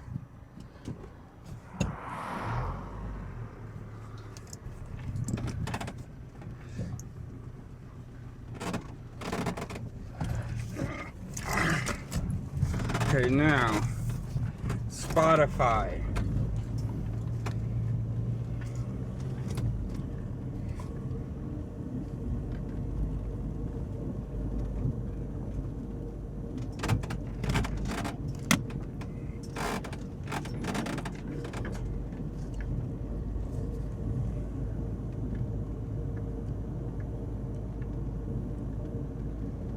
Ça fait très longtemps que j'y pense à comment se mettre bien, moi j'ai pas ton élan. N'écoute jamais les on-dit, ceux qui jactent n'ont pas vu la vie au travers de ton monde.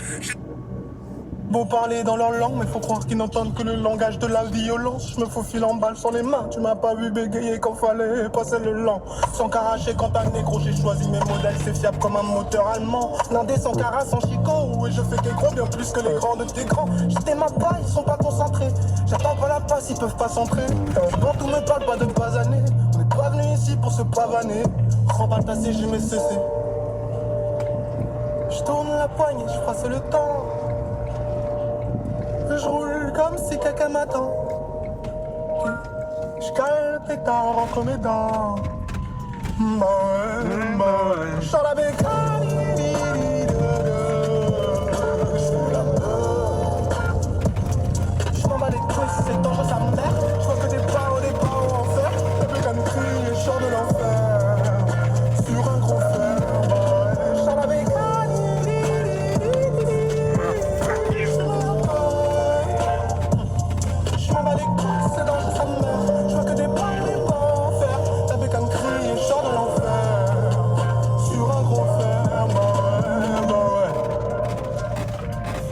la craie à focaliser.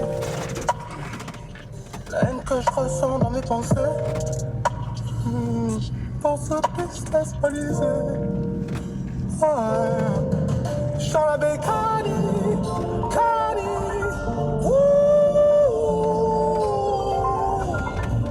J'suis la bécanie, cani.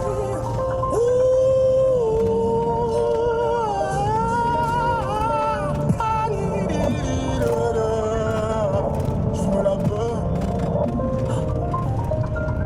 J'suis la bécanie.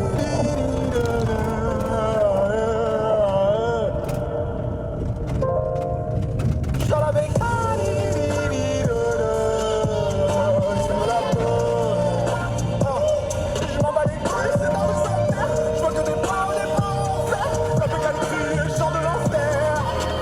Sur un grand frère, ouais. Sur la bécanie.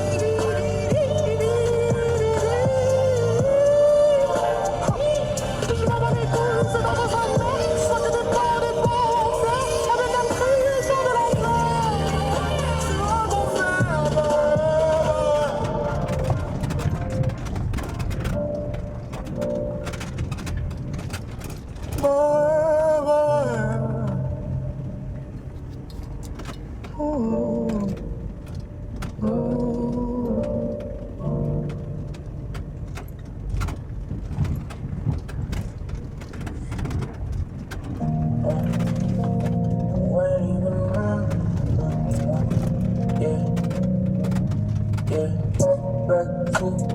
you ain't even know.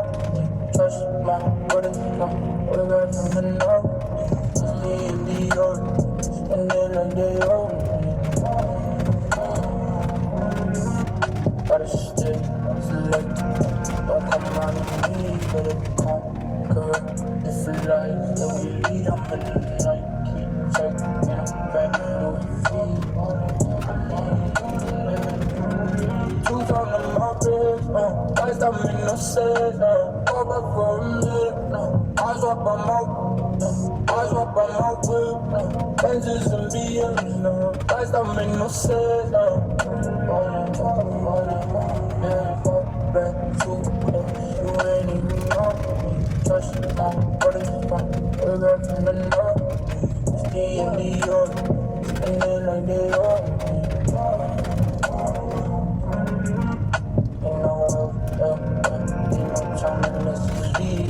Talk but it's show, it's that stress to get a read. It's closer to the chest when the pocket's too deep. Who's on the mountains, guys that make no sense, go back for a minute, eyes up on my whip, Benzes and BMs, guys that make no sense, yeah, fuck back too close, you ain't even know me. Touch my body, we're back from the north.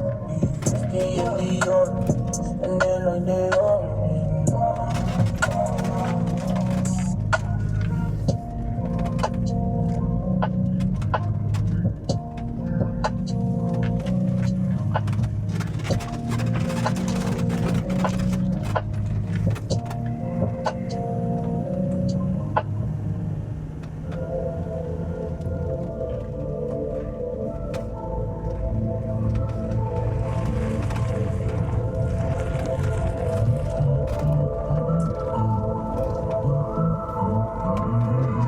Sognavo di andare in America, evita i tuoi occhi, non dico la verità. La vita non mi ha dato ciò che merito, per quello ho preso mai chiesto la carità. Perché la vita dà a chi non merita, dicono i ricchi che i soldi non fanno la felicità. Allora lascia tutta la tua eredità, così magari compro una Cadillac. Ho gli occhi dietro la mano di Fatima, sei bella ma è sporca la tua anima. Non so più cosa pensa neanche immagina, ma quello che immagino mi margina da tutto. Era ora di mettere un punto, ciò che ti ho promesso l'ho distrutto. Non ho mai voluto, ma sono costretto ho dovuto, è per come mi hanno cresciuto. Facciamolo prima che salga sul palco. Al diavolo tutti i sbagli che faccio. Lo so che sono una testa di cazzo. Adrenalina, adrenalina, adrenalina, sei la prima, la tua pedina, signorina, col sangue freddo come le vacanze d'affetto.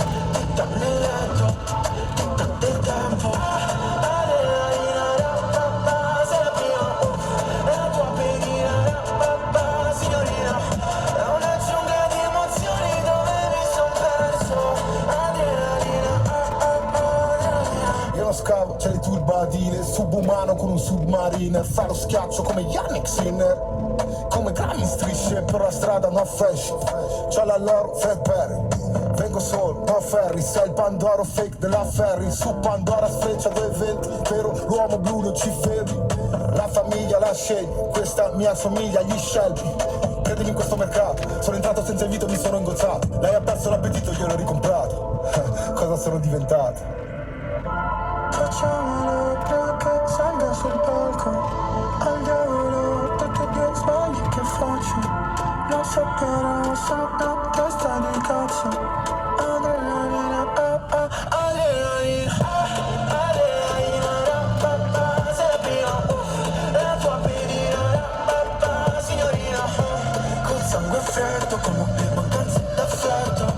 Tic-tac nel letto, tic-tac del tempo. Sei la prima, la tua pedina, signorina. È una giungla di emozioni dove mi son perso. Adrenalina, adrenalina.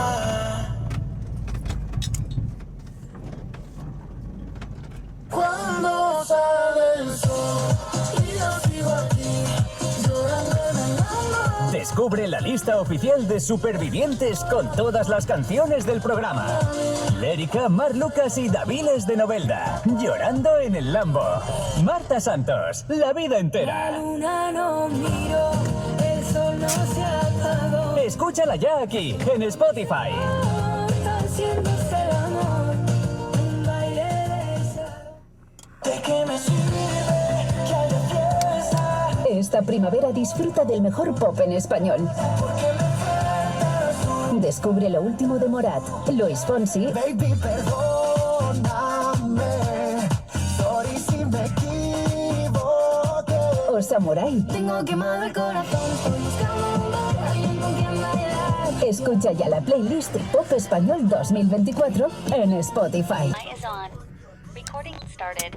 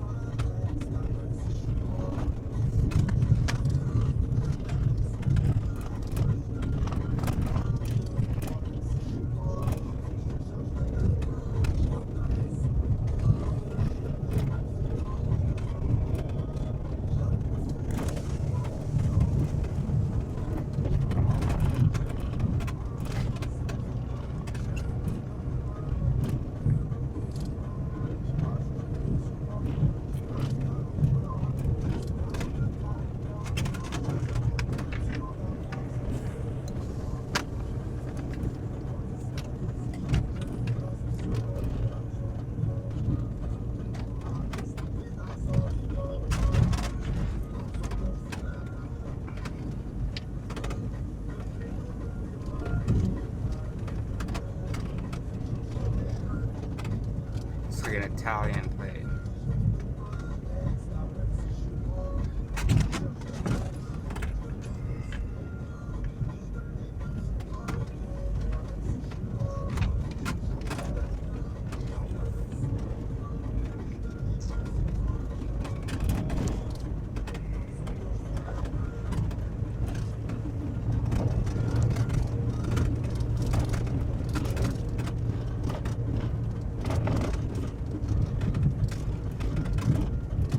Ah non. Ah non, non, non, non, non.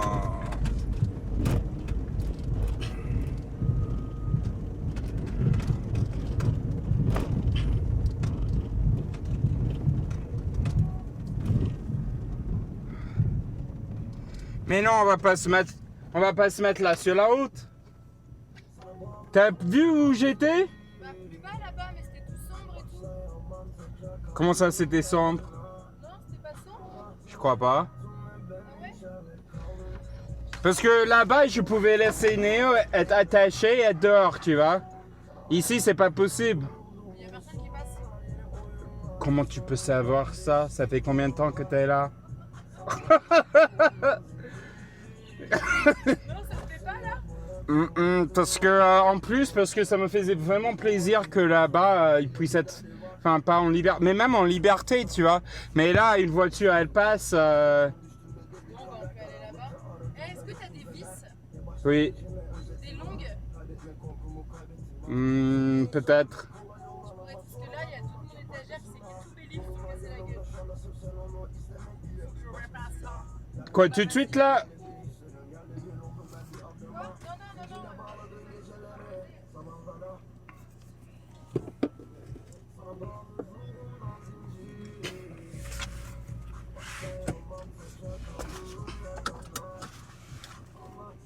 Fais en bouge. Non, non. Voilà. Hey. Je vais faire demi-tour.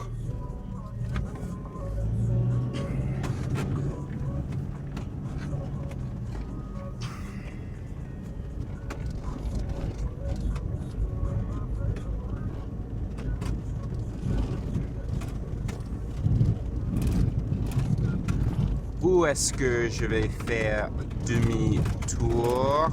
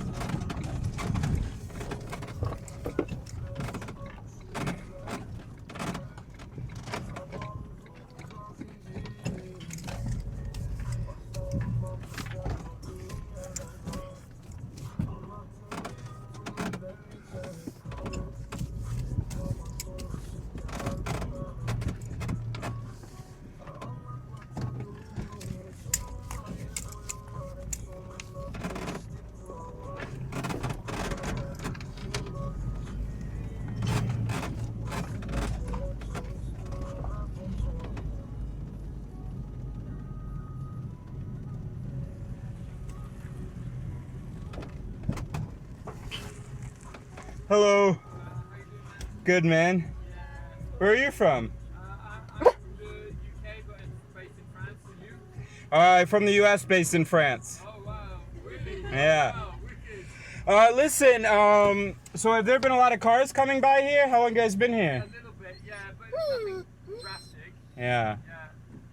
You either got here, which is nice, or you can go down there on the right, like 500 yards, you might see a few trees there. Yeah, that's where I was. And then my friend told me to come here. She said this was good. She's just around the corner here.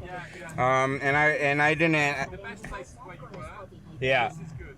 Depends on how long it's taking. It's just for one night. Yeah, I mean, yeah, but I got the big dog. I want him to be able to sort of, at least if he's on the leash, be outside. And here I'm worried about cars coming by. A little bit. Yeah, my friend was with her dog. A friend with a dog down there, which is not better. But, Okay. But if you're here, it'd be nice to have you around. It would be good. You seem like some cool people. I just met these people. Okay, so that's your vehicle back there. And then you're the Germans here. Okay. Hello. Okay, in any case, even if we do park over there, maybe we'll come up here for a drink with you guys. Well, yeah, or, I mean, it'll be outside. I don't... Yeah? Or actually, yeah. Wait, where are the hot springs from here? How far are they? Go up here there. Yeah? Go around there, you see some cars parked there. That's a short way. Okay. And from where the tree is, it's a bit long. Well, you have to walk on the road.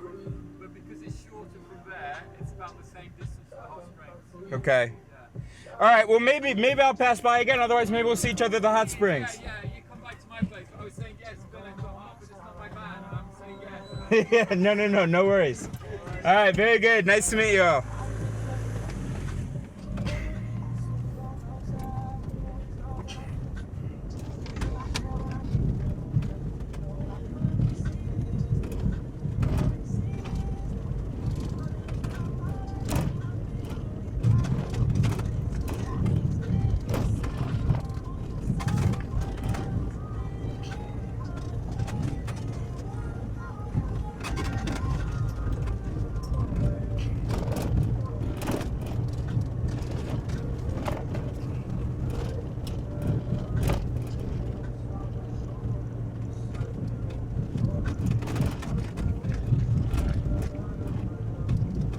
Where'd she go? Hey Siri, call quarantine on... Actually, never mind.